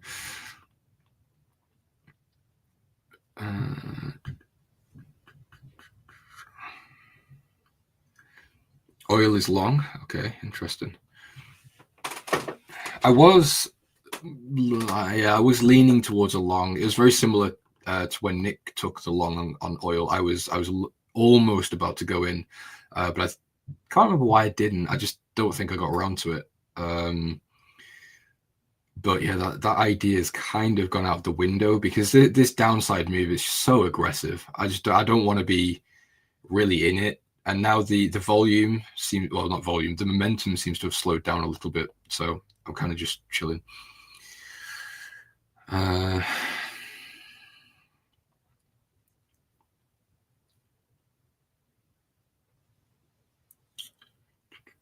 James legit Swiss yen.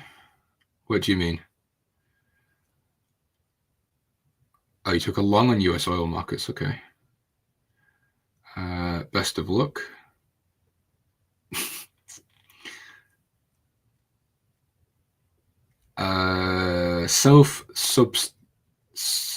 Substantiation. Yeah, whatever your name is. I'm not in the euro dollar at the moment. I was looking at this level here, but obviously we had the unemployment data come out today, so it was pretty bullish heading into this. So I just didn't want to, I didn't want to really sell into that one at the time. As I said, I'm not really that bearish on euro dollar at this point. That might change. I might become bearish again, or I might turn bullish. Depends what happens. But right now, I'm kind of just on the sidelines. If I see something that could present something like a good, if it rockets to the upside, I might take a mean reversion, but there's nothing for me at this time. The US dollar is just not as hot as it was. The US dollar was a big driver for this one. Obviously, the euro weakness. Now the dollar's kind of fallen off a little bit. There's just not that sort of driving factor. Also, a lot of the euro negativities is kind of priced in now. It's not really a huge deal at this point.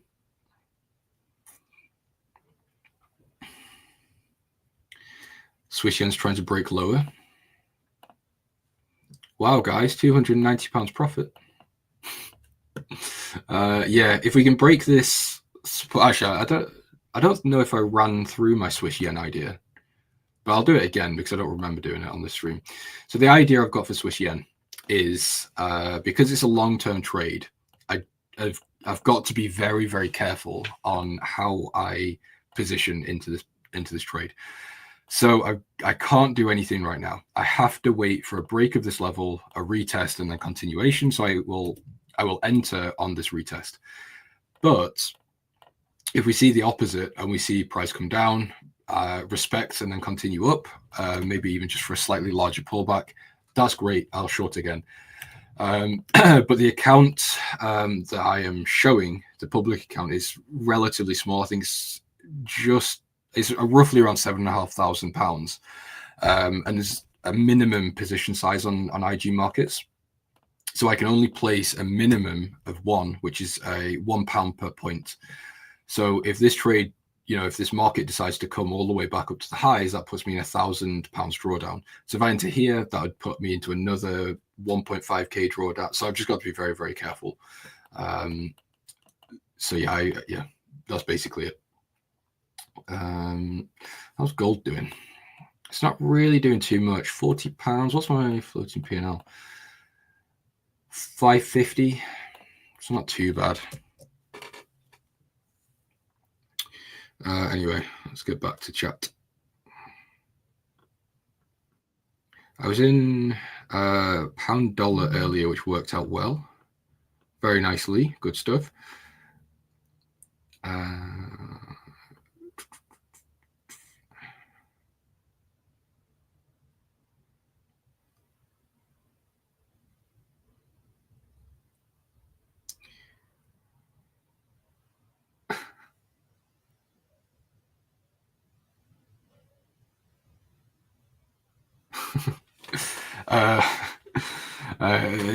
But you know what it feels like?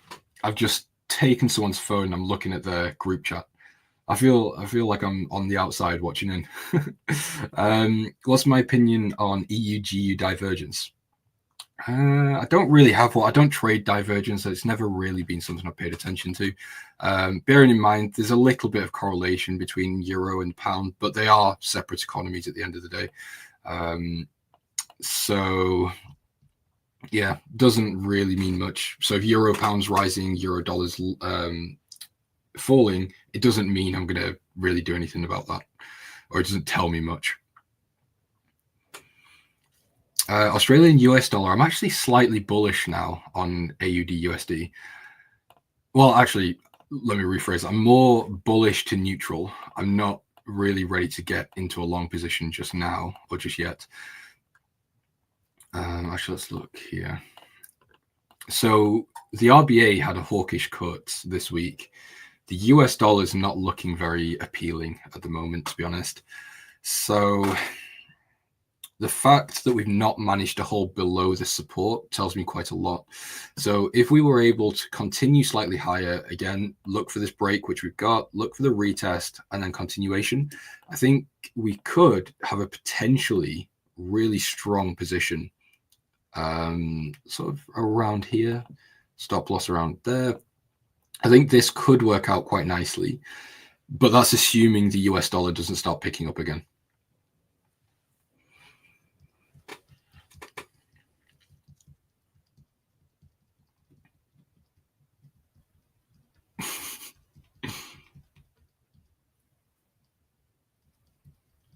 Mike, I've been trading for, I think, I'd say around 7 years at this point, give or take.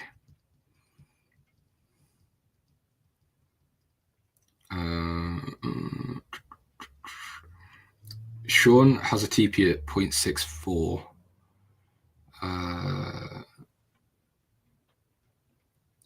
So you're approaching pretty quick.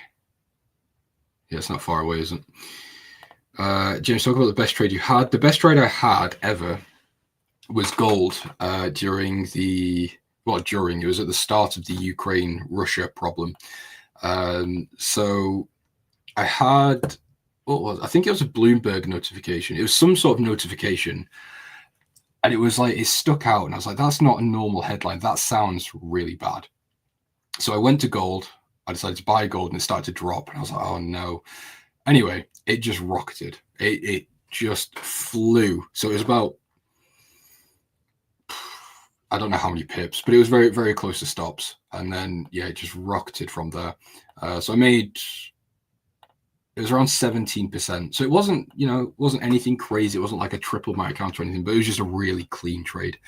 It was also sent to as a signal. So I had maybe 15 people, something like that, message me saying, "Oh, I just passed a prop firm account with this trade." I was like, that's pretty cool.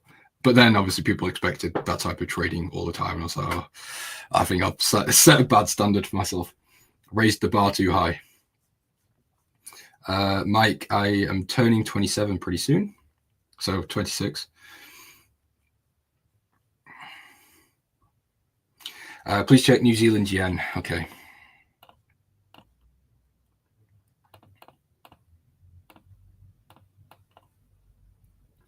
Yeah, it's pulling lower. New Zealand also had a hawkish cut. So, I mean, it doesn't mean I wouldn't go short, but I think if you're wanting to capitalize on this yen strength, there's better options really. Excuse me. In the short term, I think capitalizing on this range or this sort of channel would be ideal. If you start to see price break out to the upside, maybe get out of shorts and start looking for a different type of position or a different entry. But if this channel can sort of just continue, it's an easy ride down. I think the overall sentiment supports that type of trade.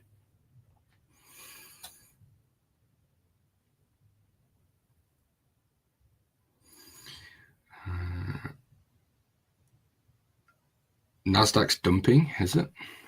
Is it still going down?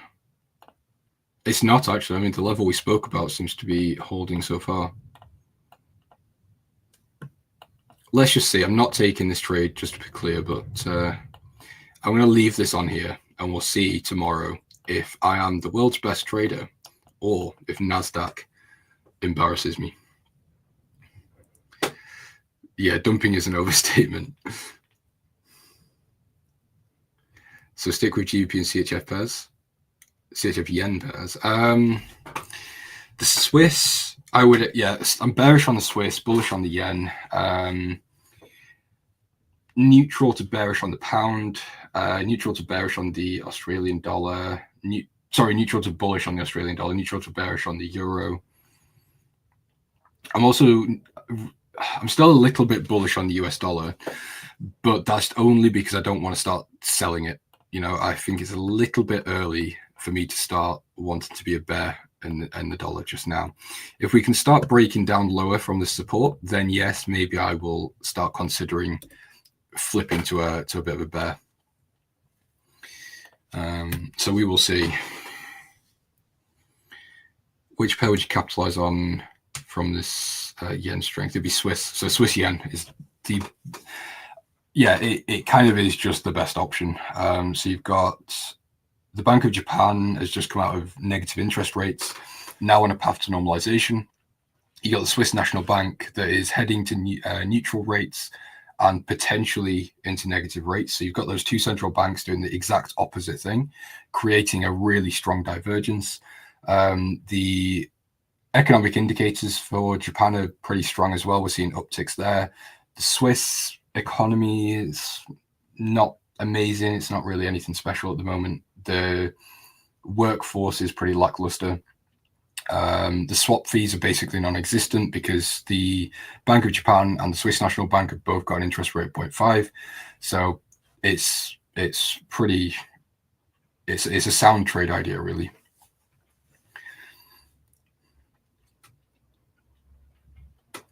I think Trump still has room to build the USD, but not right now. I want to wait for a discount. Possibly. I mean, don't forget, though, what happened last time Trump was in office. Let's put on to the weekly. Got to just put this reminder out because it seems like we might be having exactly the same situation. Remember, Trump comes into office November. We have a 8%, give or take 8% rise, followed by a almost 15% decline.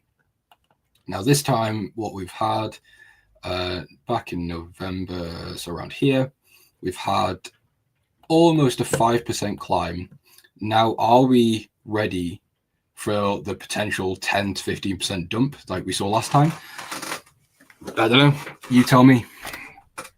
I'm just not willing to be exposed to that, really. I mean, I'm long dollar Swiss, but if I start seeing some real red flags that we could see a potential 10% dump on the dollar, I'm going to get out of that position very quick.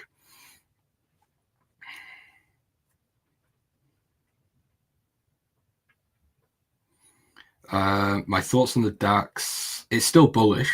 I would still look to buy the DAX. It's just a case of where. I wouldn't want to really be a buyer just yet. Or maybe it's tricky to say because I don't really trade the DAX. I'm a bit unfamiliar with its sort of natural behavior, the way it moves normally. But we have sort of come into this minor support level on the H1 that might be enough. I don't know, really no idea. But yeah, I would be overall looking to go long. But yeah, it's just a case of waiting for that entry.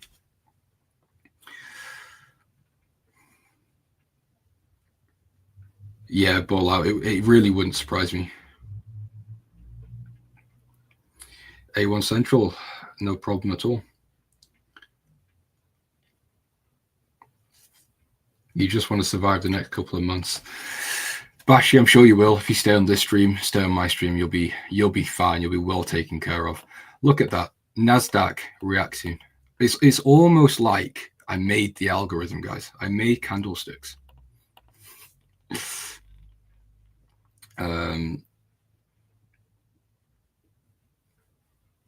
Although, actually, I should probably be watching gold because that's the trade I'm actually in. But either way, from now on, you can call me the inner circle. Actually, I don't even want to. No, never mind. I don't want to be associated. Yeah, gold's not doing much, which is a little bit disappointing.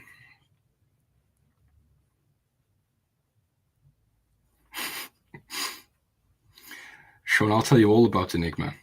So what Enigma is, it's a bunch of very, very rich institutions. And what they do is they have analysts and they will decide what their opinions are and projections and forecasts are on economies. They will then decide to buy and sell currencies and other assets, invest in properties, invest in land, all sorts of stuff. That is Enigma. And that's what moves markets.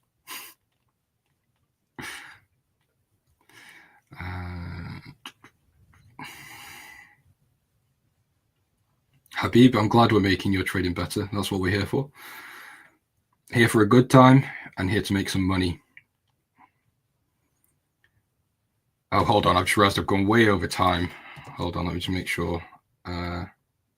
Okay. I don't have a message yet from anyone, so I'll carry on for now. Go on, Bashi. Tell me something funny.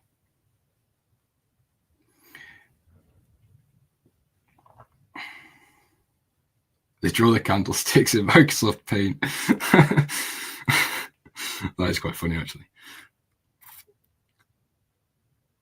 Oh, Bash, you're on. Oh, God. Don't confuse me. Hold on. I'm going to have to check who's on next now because I'm a little bit. You've thrown me off.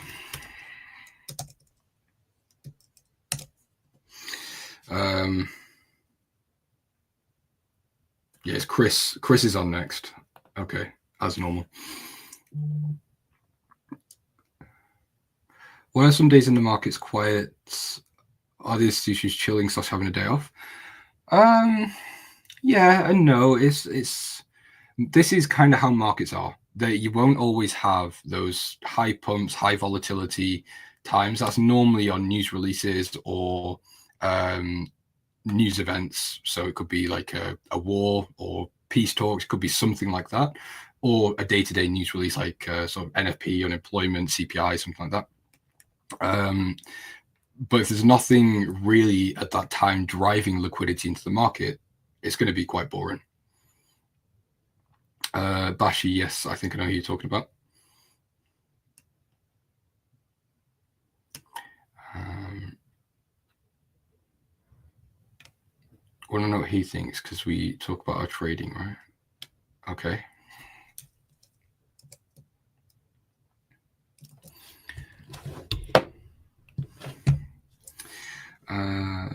What do you think German elections will do to the euro? I really don't know. I'm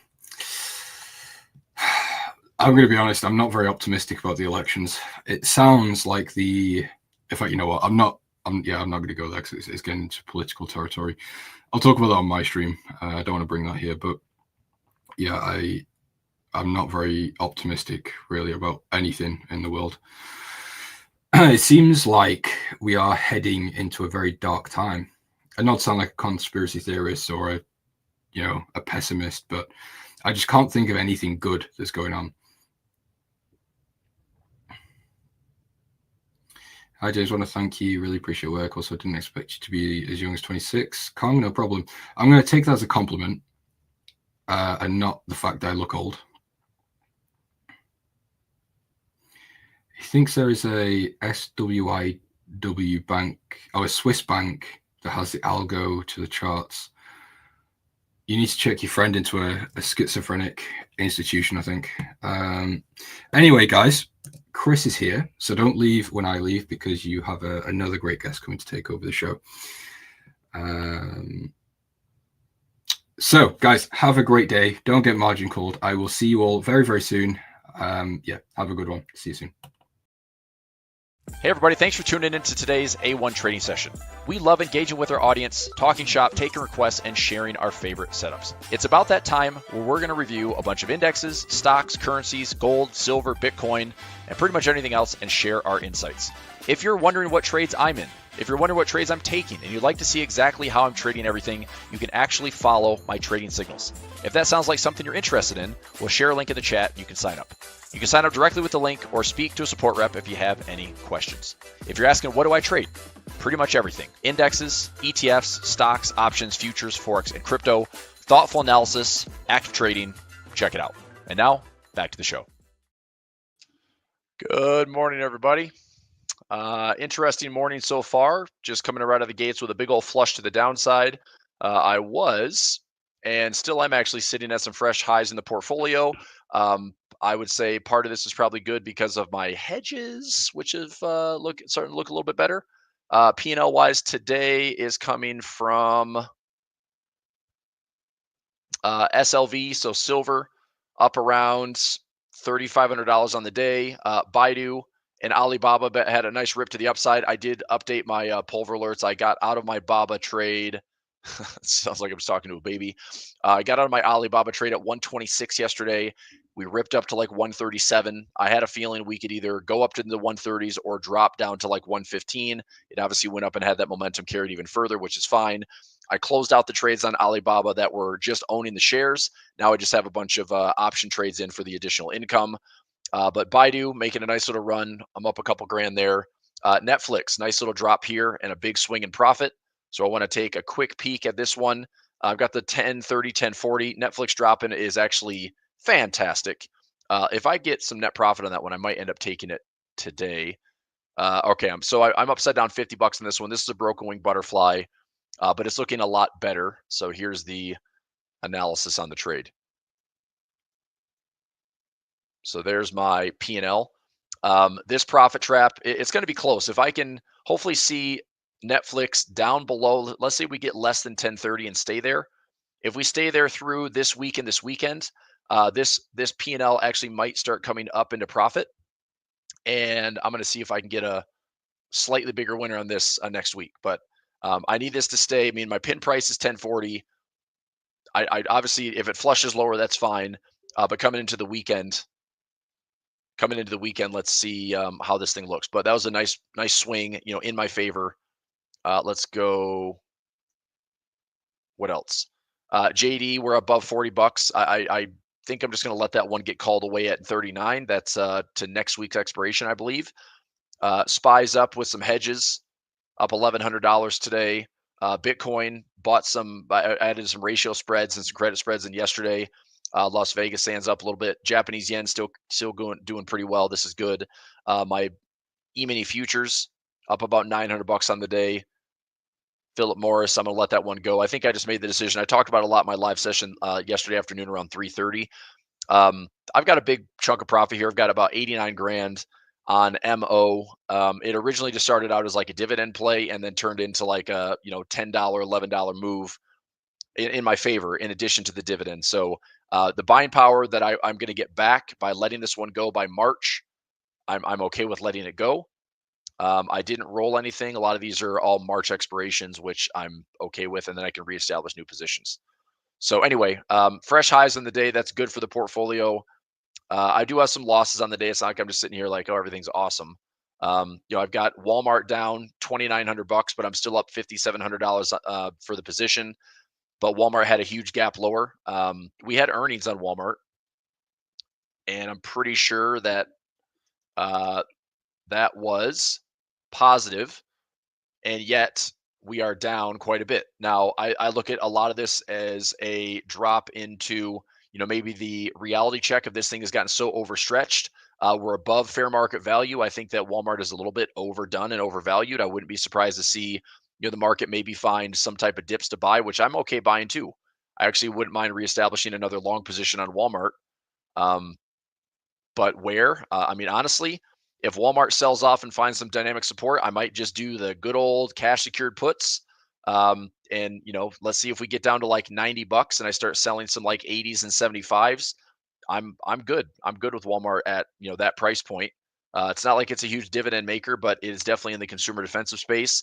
And even wealthier shoppers now, like higher demographics and socioeconomic shoppers, are still turning to Walmart if they need cost savings. So anyway, that's a big move on Walmart today. UNG, which is my natural gas position, we had a gap lower, so that's down slightly.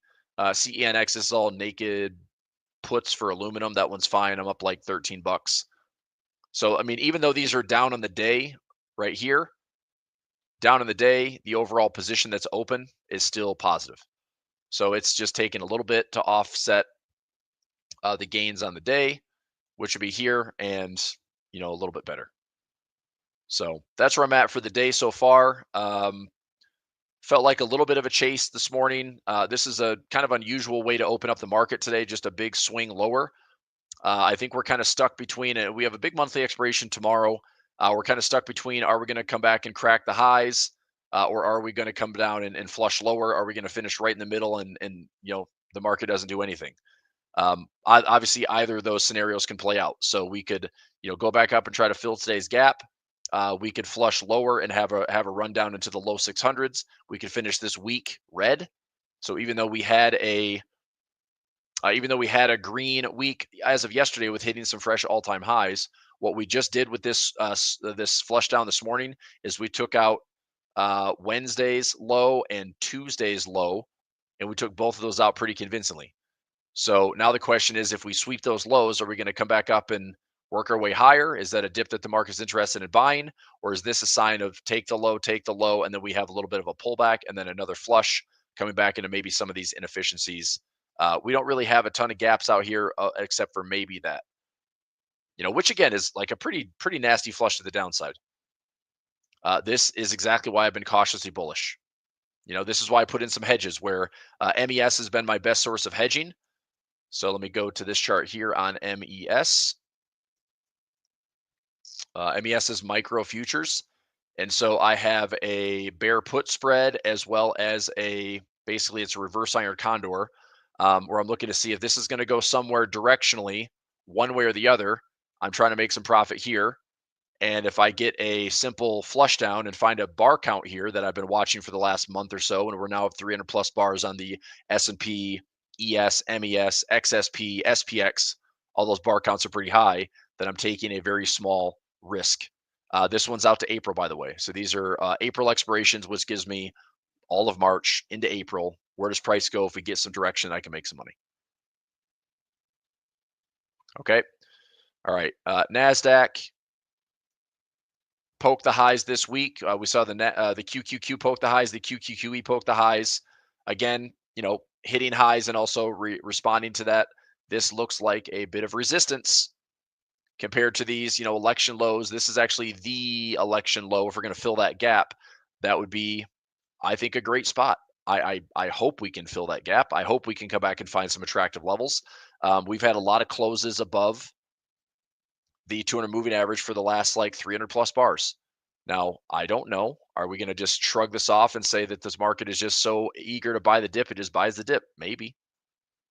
But we're sitting at an equal high, and there is support here and here. So if price is a little bit more to the downside, then there could be some follow through there, and it would just be resistance, and we have more range trading, right? Who doesn't like some range trading? Probably nobody, because nobody knows how to trade it. But I do. So I'm just going to be patient. And I've said that for the last couple of months. Here's the Dow, not quite at the highs. Resistance here, another high bar count that I think we're going to find. A little bit of consolidation that maybe continues to happen. If the Dow flushes down lower, it's probably going to weigh on the markets. Where's the Russell at today? Russell down slightly, still not crazy convincingly bearish. Actually, you know what? I might look at a trade on the Russell, see if I can get some puts out here towards the 190, 195 level. I've been saying this, I don't love IWM because 2,000 stocks, you got about 70% of them that aren't very profitable. But I think my fills and offers and liquidity is probably a bit better. It's less cost effective, and I wouldn't mind owning Russell at 190, let's say 195. Let me check this trade out. So I'm going to go IWM right here. IV rank is at 14, which is hardly anything. Probably not the best time to be selling premium on it at all, but I at least want to see what the trade looks like. So if I go IWM, let's say 56 days or so, that gets me out to April. Okay. So if I were to do a 220 by 215, that's a $5 profit trap. Nope, that's not good enough. I'm going to have to tighten this up. So if I did a $3 profit trap, $2 profit trap, okay, 64 cents. I get a $2 profit trap if price falls below 218. And I could put a put where I want it, which would be maybe around this 195 zone. Yeah, it's just not good enough. So basically it would be like a spaced out 111 where I put in a bear put spread and then a cash secured put. I don't mind owning some IWM, but a 195 put is only offered me 73 cents. I'm not that excited about grabbing 10 cents on the trade, and then maybe there's my it's basically a paid for hedge, but if I'm going to do that, I might as well put it up here, right? I might as well put it like, okay, I'll buy the 225 and then sell the 220. Now I get a $5 profit trap and I'm trying to finance that. Well, I can probably do that if I put in a $200 sell put. Nope. Yeah, I don't like it. I think the 13.4 Ivy rank is probably what's killing me on this trade. It just hasn't done a lot. Now, I will say this. If IWM has like a nasty spill and we come down to this level or find some support, way more interested in exact trade that I just talked about with the, I just move the strikes accordingly where I just stay out of the way, generate some income, see if this market has a bounce. Okay. So I guess patience is the key. VIX one day, we went from like 9 and change, spiked up a little bit, starting to fade. Overall, VIX is up a little bit. Dollar index down slightly. Oil back into this chop zone. I mean, oil is probably still good for like a strangle.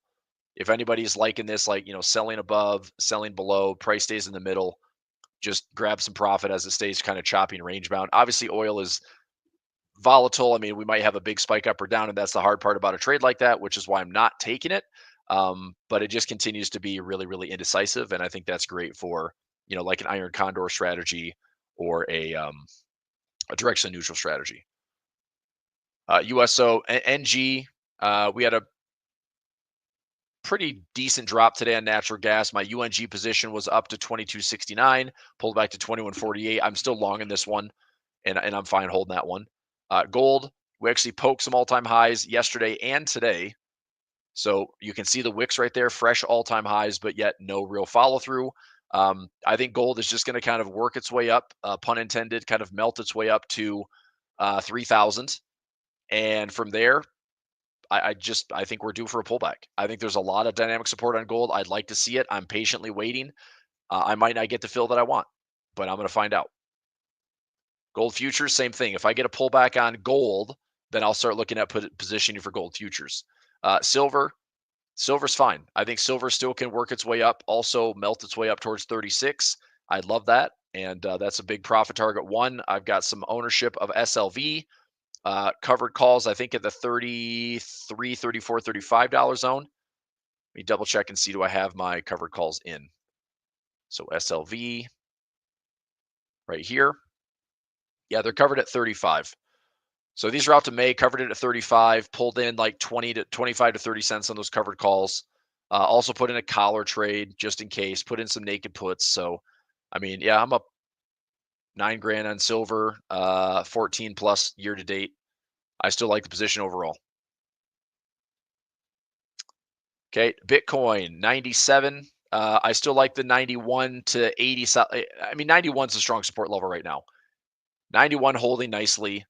We come back to 107, 108. Yes, no, maybe. Do we break above this? Look, if we're getting to all-time highs, if we get all-time highs in the markets, then there's a good chance we could see all-time highs in Bitcoin.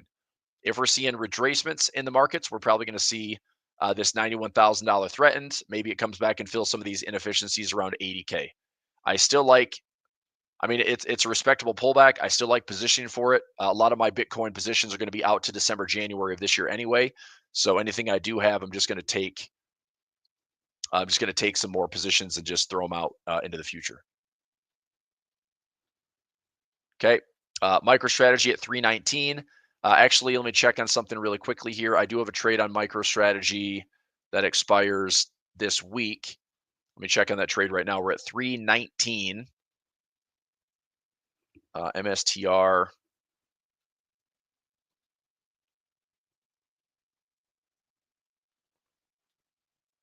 So I did the, I think it's here. That is my bull call spread. Let me find it. I'm going to find it and group it. So I have a 320 by 315 and a 360, 365. So that is going to be grouped as newsbreakers. There we go. So this trade right here is upside down just a tiny bit. Okay, so I'm down about $100 on this trade. I'm going to see if this is an expiration for tomorrow. Can we drop to 315? I'm going to check that right now. So 315. If I get a chart alarm at 315 and this activates, then that should help me turn that trade into hopefully a profit. So I got 2 debit spreads on MicroStrategy. If price hits 315 or lower, then I can turn a 335 debit into close to a $5 credit. So we'll see if price cooperates a little bit more to the downside. Grab some profit there. Coinbase down to 254.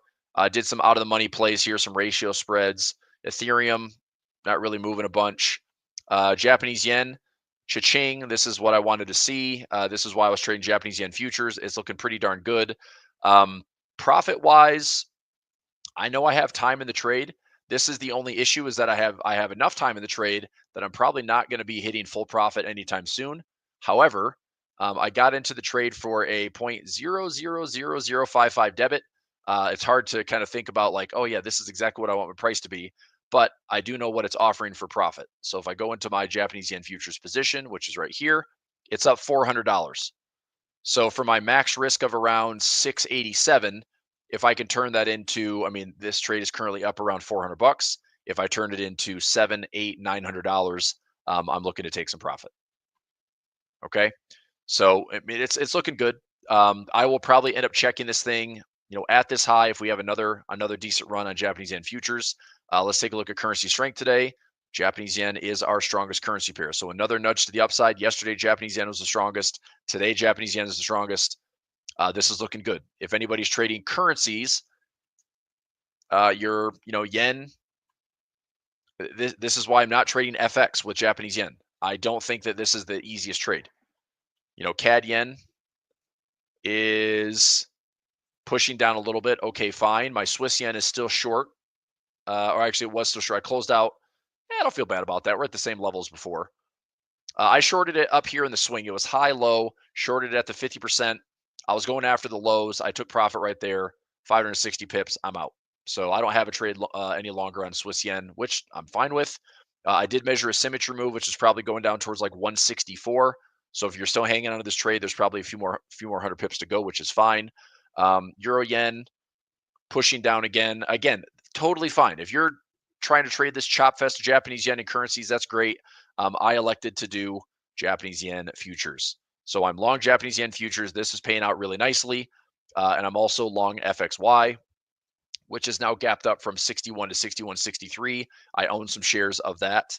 So let's go to FXY. So I've got about $300 of profit on FXY, and I have about $400 profit in Japanese yen futures. If it adds up to a couple grand in profit, I'm going to take it, move on. Happy little trade on Japanese yen. Okay. All right. What else? Brazil, Japan, Nikkei still not really doing much. Japanese yen is fine. DAX finally had a wrinkle in its performance this year with a big drop yesterday. I still think buy the dip is fine, but I want to see the dip respectable. I want to see this 21 or 50, some type of level. I mean, you could put in like a 5-period moving average or a 13-period moving average. I like the 21 and the 50. So this would still be a pretty shallow and pretty aggressive bull market. I think there's still dynamic support there, but I'm not touching this thing until we end up hitting probably a moving average that I think is respectable. So if we had a crazy high bar count, not necessarily, but that's a pretty big stretch away move that I think ends up, capping a little bit of the upside for right now. And then any respectable pullback, I'd like to kind of buy the dip. So my way of trading that would be FEZ. FTSE also pulling back a little bit. Again, really well supported around these dynamic support levels. If you're looking left on the chart, previous resistance right in here. So is this resistance becoming support for the FTSE to catch another bid? Yes, no, maybe. That pullback is going to be around 8,500. DAX pullback levels, anywhere around like 21,000, 2050 would be great. 21,000 would be acceptable. Argentina is still sideways.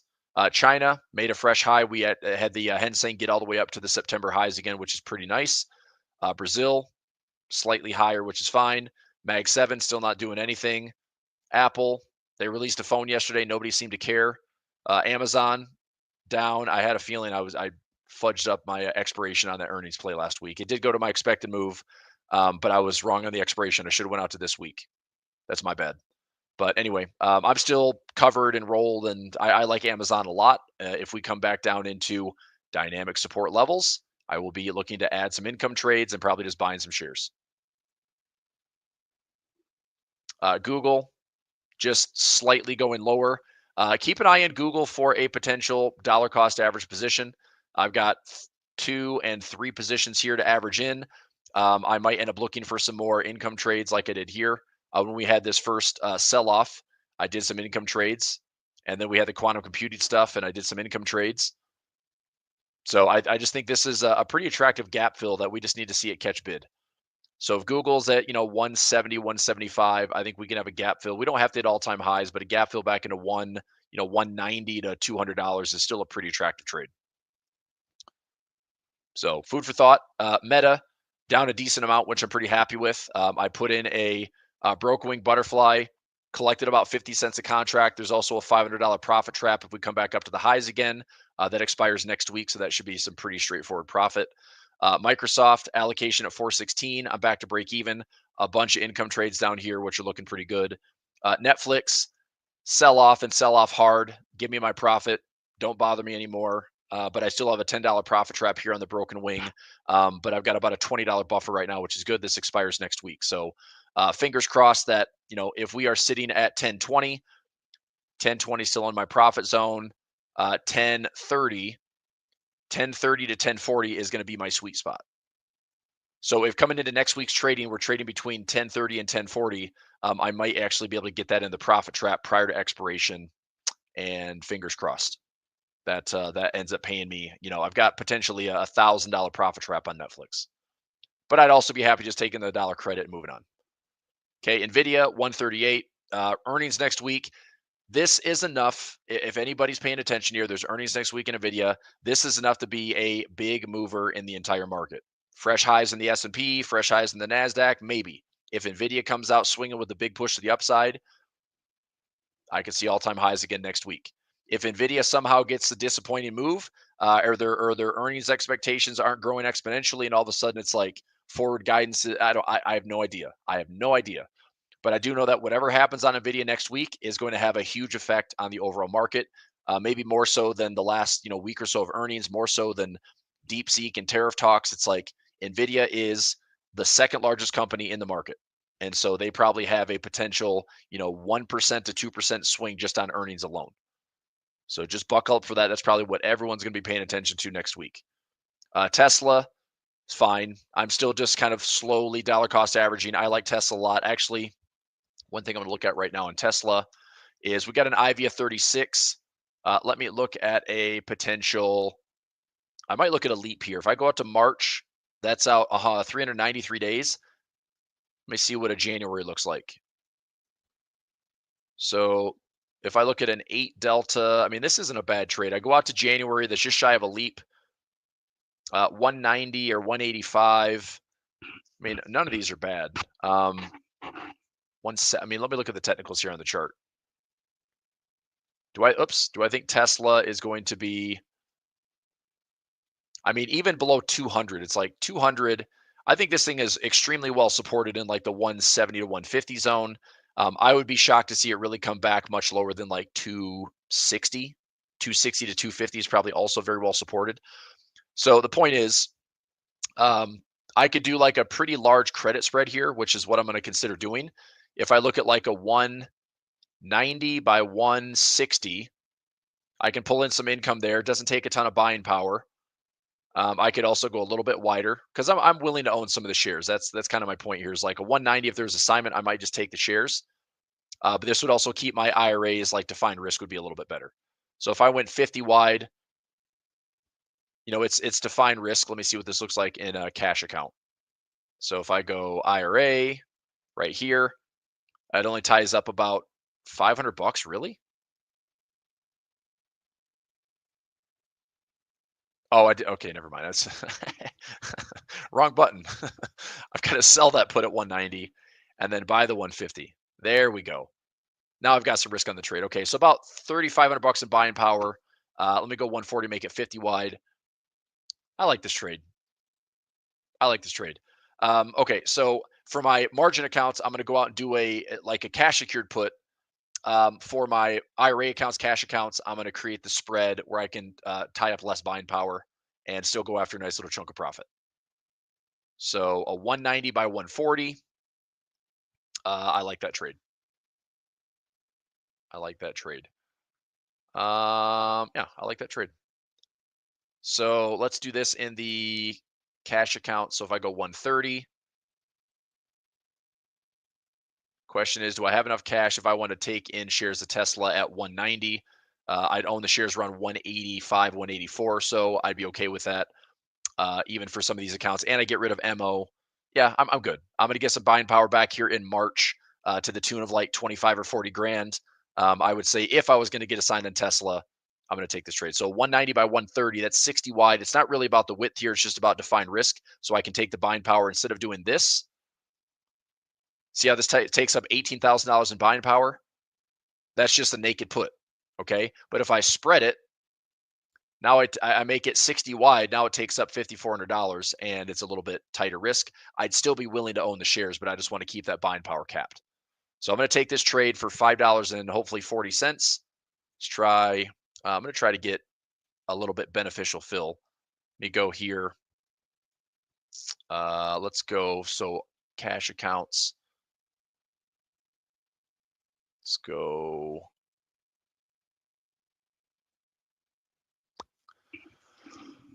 All right, I'm just gonna throw this in for everybody. All right, 190 by 130, like the trade. Everybody gets a chunk. 540 not filling. Let's try 540 mid. Liquid, love it. 540 got filled. Okay, let's go 9732. There we go.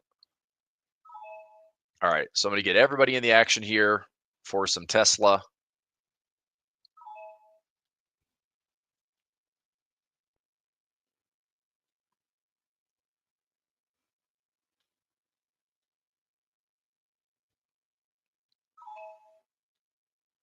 Okay, let's give you a second to get these trades all executed.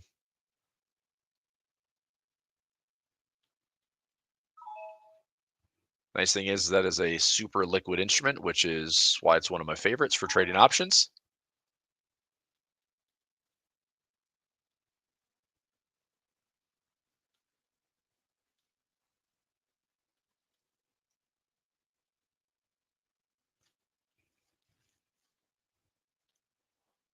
Let's go this one.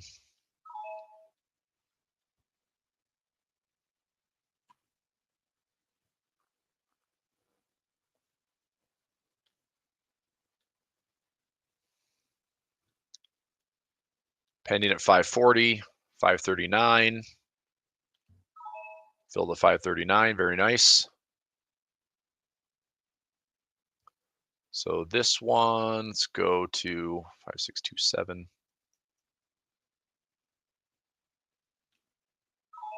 Fill to 539. And on this account, I think I'm just going to do a cash secured put.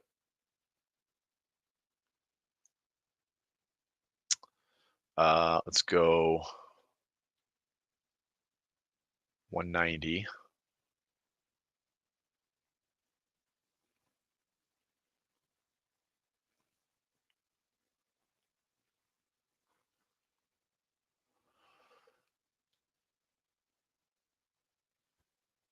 Okay.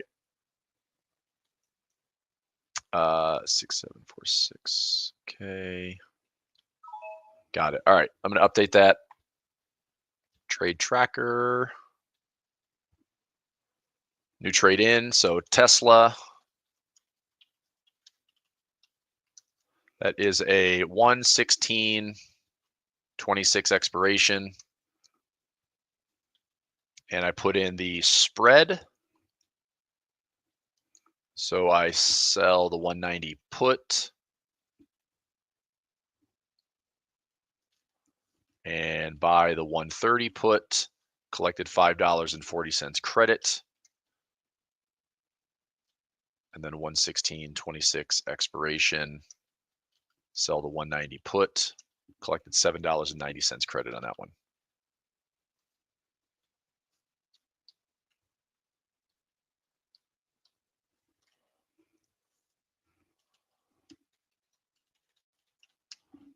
Okay, good. All right, I'll add that in. So 190 by 130. I know this. I got a lot of stuff on this, which, you know, ratio spreads, and it's a good instrument to trade for options. I'm going to continue to do so. But anyway, let me just put in. I'll build it out this way. Got some flows lighten up. Come on, baby. Get me down to 6. Let me see if we can get 602, 601, 600 by tomorrow. I'd love to see like a fresh low today. Just part of my hedges to play out. Let me build out that risk graph. Tesla, float this out here, put in the trade. So this is a sell put and a buy put out to January of 2026. So the 190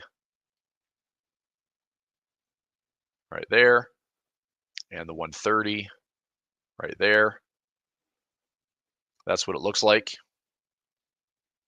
Maybe thinking, oh my gosh, it's so much risk. Well, I'm willing to own the shares. I've got enough cash to own the shares. But that's the trade.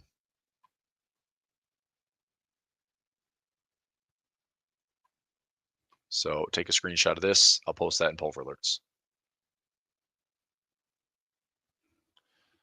All right, let me update that for my stocks options positions. New trade, Tesla, 116.26 expiration, sell the 190 put, buy the 130 put, $5.40 credit.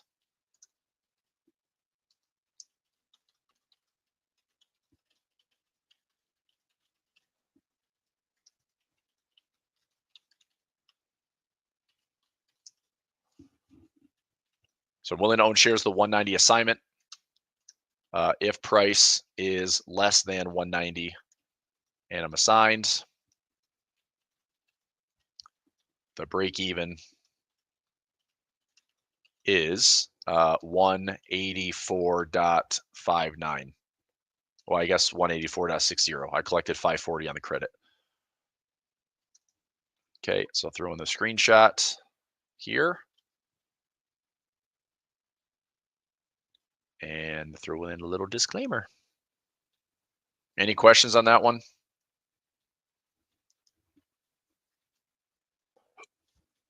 Okay. Sent. Moving on. All right, let me double check my calendar really quickly. Good, good, good. Okay, good. All right, so that's Tesla. Berkshire, towards the all-time highs. Ratio spread for March looking pretty good. Bonds, anything exciting happening? Not really.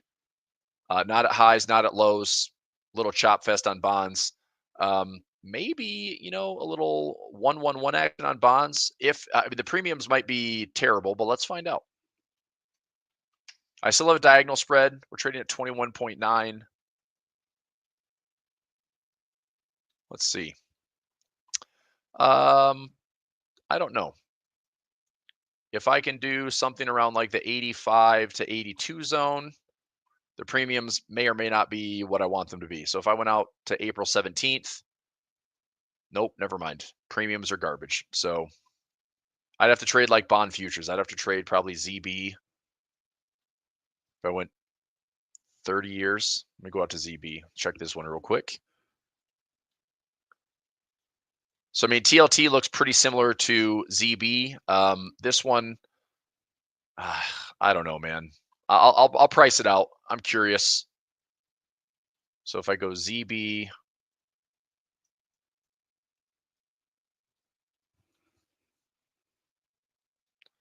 so I can go out to April 25th or May.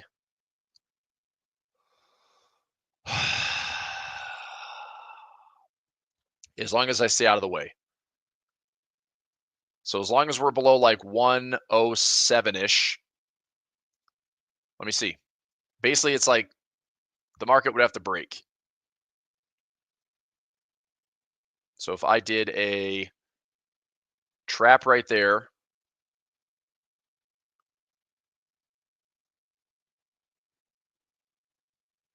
or even move this lower, maybe trap it here. That's $200 of income for May. Not a terrible trade, but I would have to go risk to find.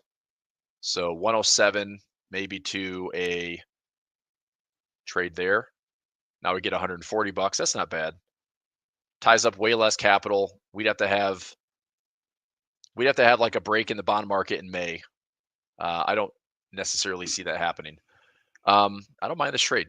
Should be liquid enough to get filled where I want at a 0.9. There is some risk on the trade. I mean, that's a little hefty. If I want to tighten this up just a little bit, maybe going right after like 100 bucks of income. That's 109. Now my risk is $5,000. Probability of any type of risk here. It's like there's no assignment. I'm not taking assignment on a futures contract. Not a lot of buying power. How much do I like this trade? 95% chance of profit. Make 100 bucks, 90 days.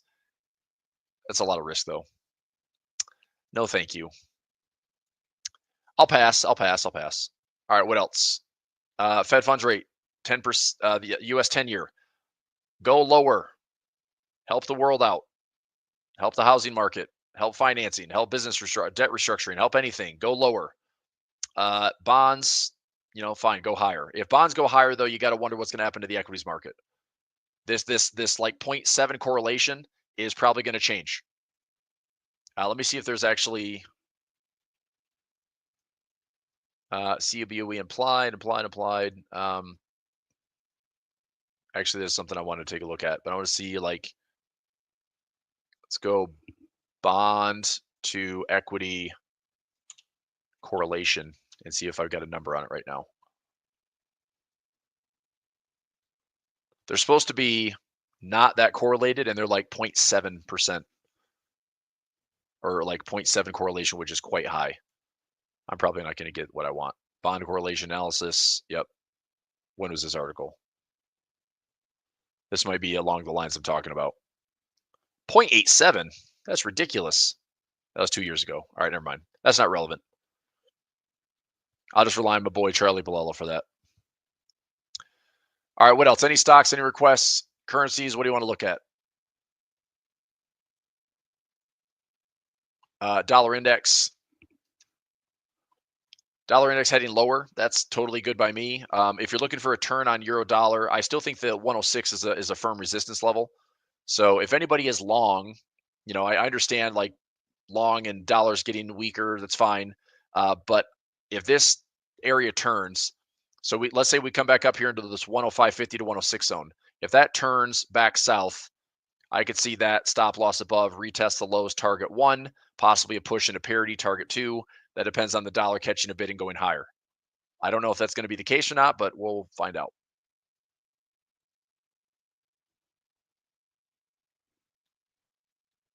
So I'm not going to short the euro dollar. I think the best place to be watching would be if it breaks that trend line.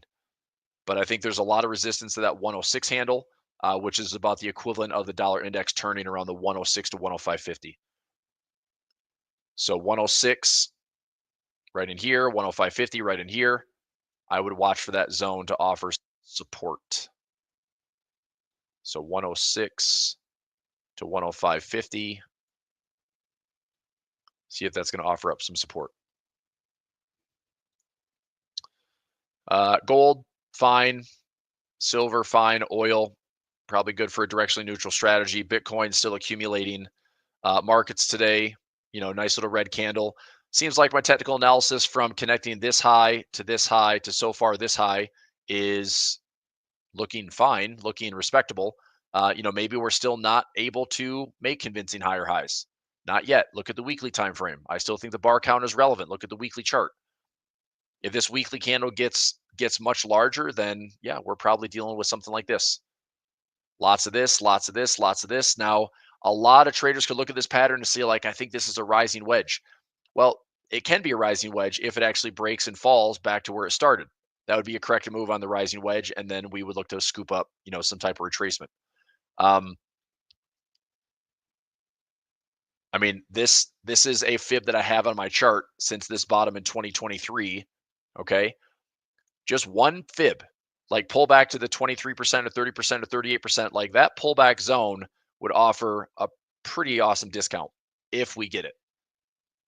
If we don't get it, this is another thing that rising wedges can do.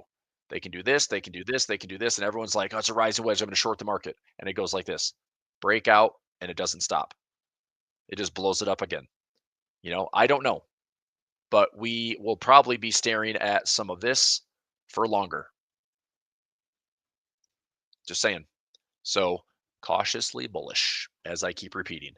Dollar Swiss, no trade for me. Dollar Swiss, I'm already out. Long positions close out at 92. I'm not interested in this unless it comes back down into 85 or 86. If we come back and revisit these lows, then I will load back up and take the range trade. If it does break the highs, I'm okay being long. I think there's a big pocket there that can get filled. I just don't love buying the highs. So I would prefer, and maybe this is not a terrible play. You still get positive swap on it, maybe getting like a 38 to 50 to 618 swing, and then look to see if this in fact goes higher. But if you're willing to take a swing trade, I'd also be willing to just dollar cost average into the entire range lows. So it's not a bad trade. I guess the question is, can we find a level support, come back to the highs again, and actually have a run higher, but getting a discount? I just don't want to buy the breakout highs. Okay, looking pound dollar for a long-term trade. What direction? I'm looking at pound dollar to be, a little bit more correlated to dollar index. So I think pound dollar is looking fine for a potential short in like the 127.50 to 128 zone. If you look at this area for resistance, and then you're looking at a shorter term trend line break to see if you get some confirmation to roll over, stop loss above the swing, and then head down. How much lower? I'd say between like 120. I was actually surprised we got up above 3,000. We got this like 3,400 something, but I think between like 120, 130, we might just be range bound on this pound US dollar. So I'm not incredibly bullish on this one. I'm actually looking on the smaller time frame for this thing to turn south. This would be a pretty clean trend line break if we get it. Something like that. Just connect the lows. If we get on the right-hand side of that trend line, as long as price isn't making some like crazy run above this high, I could see this area offering some resistance. If we start to break that structure, stop loss above, and then go back and target the lows. If we go lower, move the stop losses, but 120 is probably my target. Okay. The only way I'd flip my trade on this one would be that we're seeing a lot of dollar weakness, and this thing comes ripping up above this high, and then there's a nice little like pullback, and then you go longer term to revisit 3,500. But I'd have to see it break that high convincingly. If it doesn't happen, then I think this is actually a short.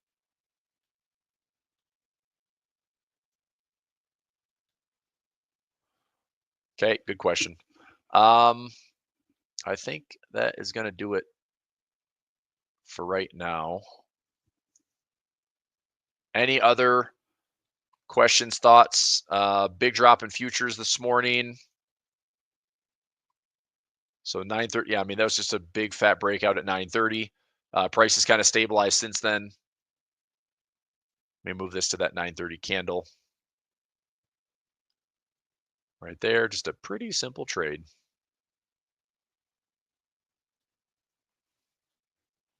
Same thing on NASDAQ futures.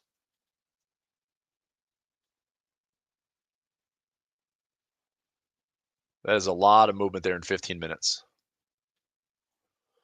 So we'll see. Let me actually zoom in. I'm going to go into like a 60-minute chart here.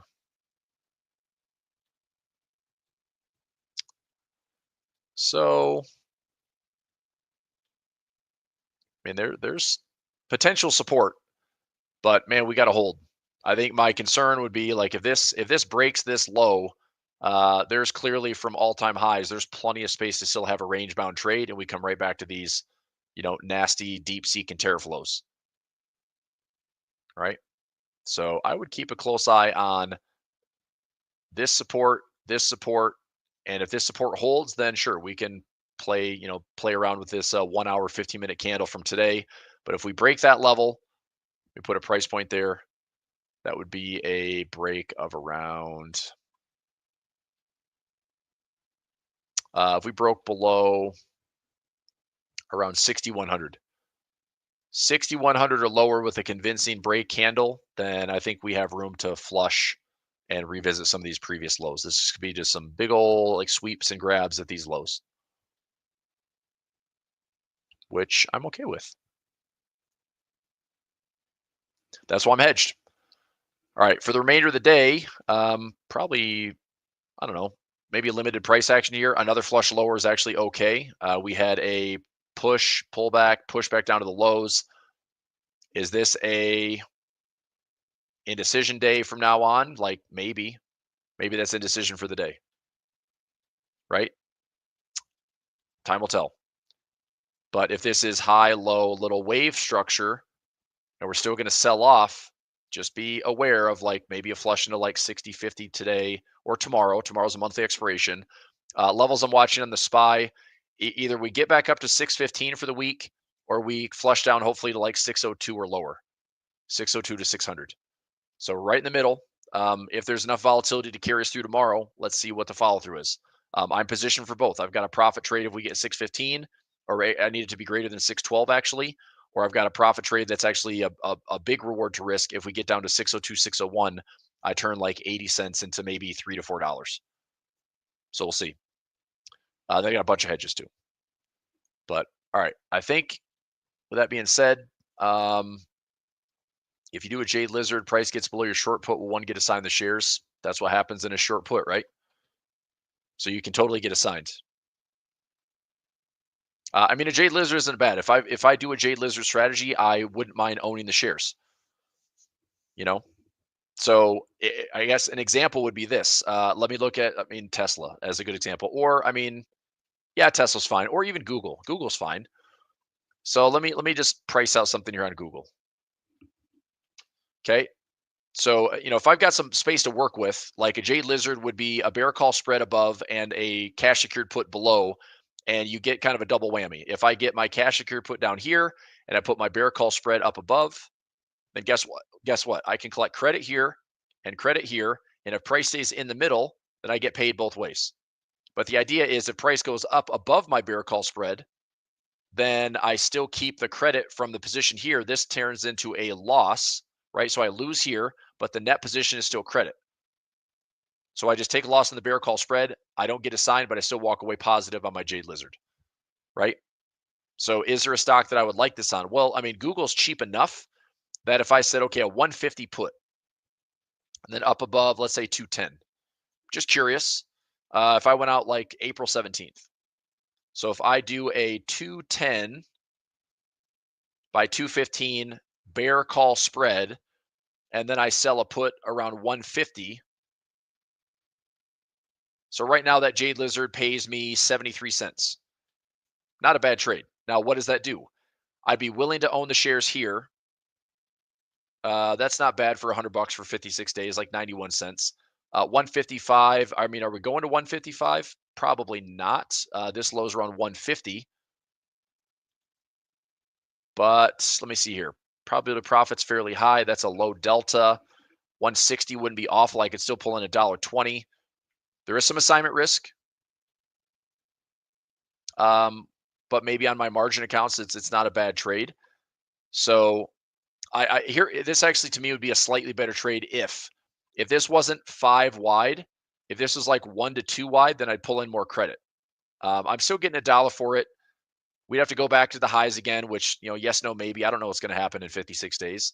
But mechanically, it's like there's only about a roughly 10% chance that we get above, okay, the 210 level. And there's only about a 8% chance that we have any type of assignment risk. Now, would I be willing to own shares of Google? Yes. But I also have a bunch of these trades out here that express the same thing. If Google is below 150, I'm going to take some shares. Below 150, I take some shares. Below 165, I take some shares. So if I add in a Jade Lizard, that's fine, but I'm just going to be compounding, ownership, which I don't really want to do. So what's another way to look at this? Tesla. I mean, because we're so far off the highs, I'm not going to do a Jade Lizard on Tesla. Maybe if Meta wasn't a freaking, actually, you know what? Let's do Palantir. Let's take a look at Palantir. Palantir's had a pretty big whiff to the downside, which I think is awesome. But if I did like a bear call spread up here at the 125, 130, but I'm willing to own some Palantir, I don't mind that. So let's have a look at this one. Maybe I can find a trade that I like. Go out to April. That's 56 days out. I don't mind the April or May expiration. Either one's okay. Let me look at where would I say I'd be happy to own some Palantir. Maybe in this $60 zone. What do I get for a put at 60 bucks? I get 60 cents. Okay, am I willing to own it there? Yeah, I'll take some shares at 60 bucks. If I go out 30 days, if I went out 30 days, what do I get for an at the money? I mean, there's like $5 to $7 to even $10 of credit on a covered call. So, I mean, it's a pretty easy one to repair. So if I went out to April, sell the 60 put, and then above the recent highs to do a bear call spread, this is the only issue again. Again, I'm going 5 wide. So sell the 125, buy the 130. Again, I pull in $1.26 of credit. It's not terrible. Okay. What's my risk in the trade? Well, if I'm getting price above here, this is a $5 loss.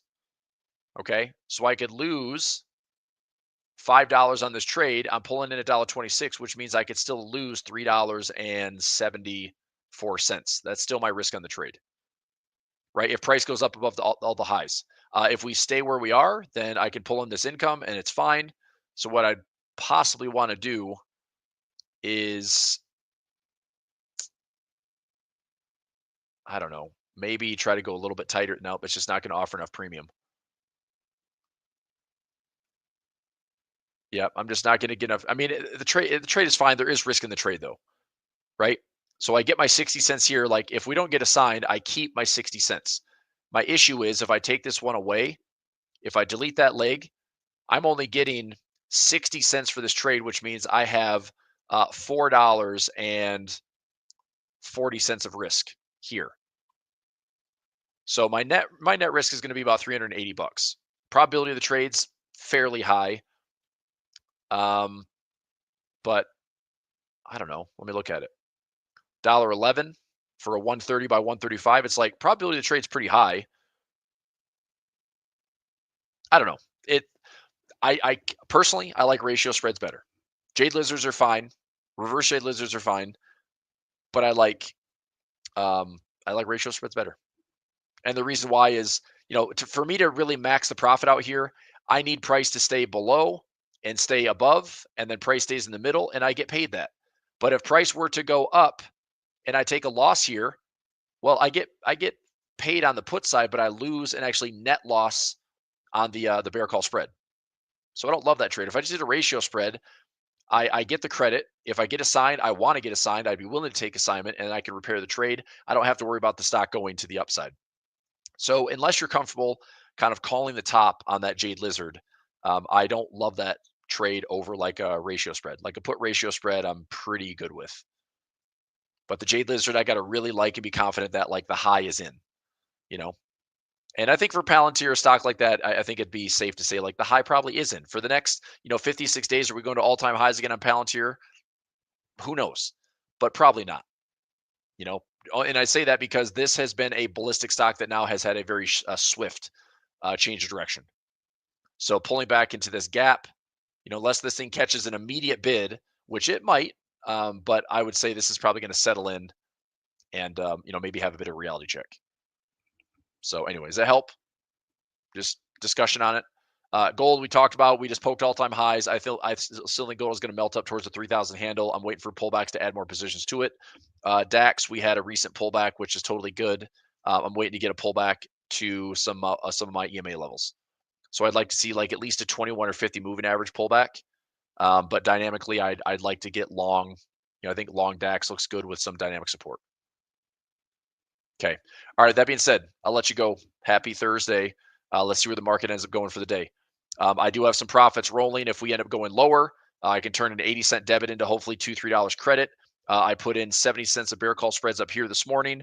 As long as price stays below 61.50, that's going to be a full 65 cents of credit today. I did take a loss this morning on SPX for $2.25. So I'm basically kind of playing catch up there. So if I get my credit here and by tomorrow get a net credit here, I wash this trade and I'll still sit with a win for the day. But on the overall, it's like I'm sitting right at my all-time high. I think it was at like 182, 183 this morning. That was a fresh all-time high in the portfolio. So I've got some trades working. Silver's good. Bitcoin's fine. I'm going to look to add some more positions, probably doing some income trades. Wouldn't mind seeing the Ivy ranks increase a little bit on the sell-off. Let's see if there's some follow-through as we come into tomorrow's monthly expiration. Okay, final hour today. Yeah, there should be. It should be good. So my final hour is going to be at 3 p.m. today. Yep, I should be good. Cool. All right, thanks, everybody. Have a good rest of the day. Bye. Thanks for watching today's A1 Trading Show. Be sure to subscribe and to turn on notifications so you don't miss the next one. Want more from A1 Trading? Check out the links in the description below or our website a1trading.com. We have lots of free trading tools and channels available for you. We hope you have a great rest of your day, and we'll see you tomorrow.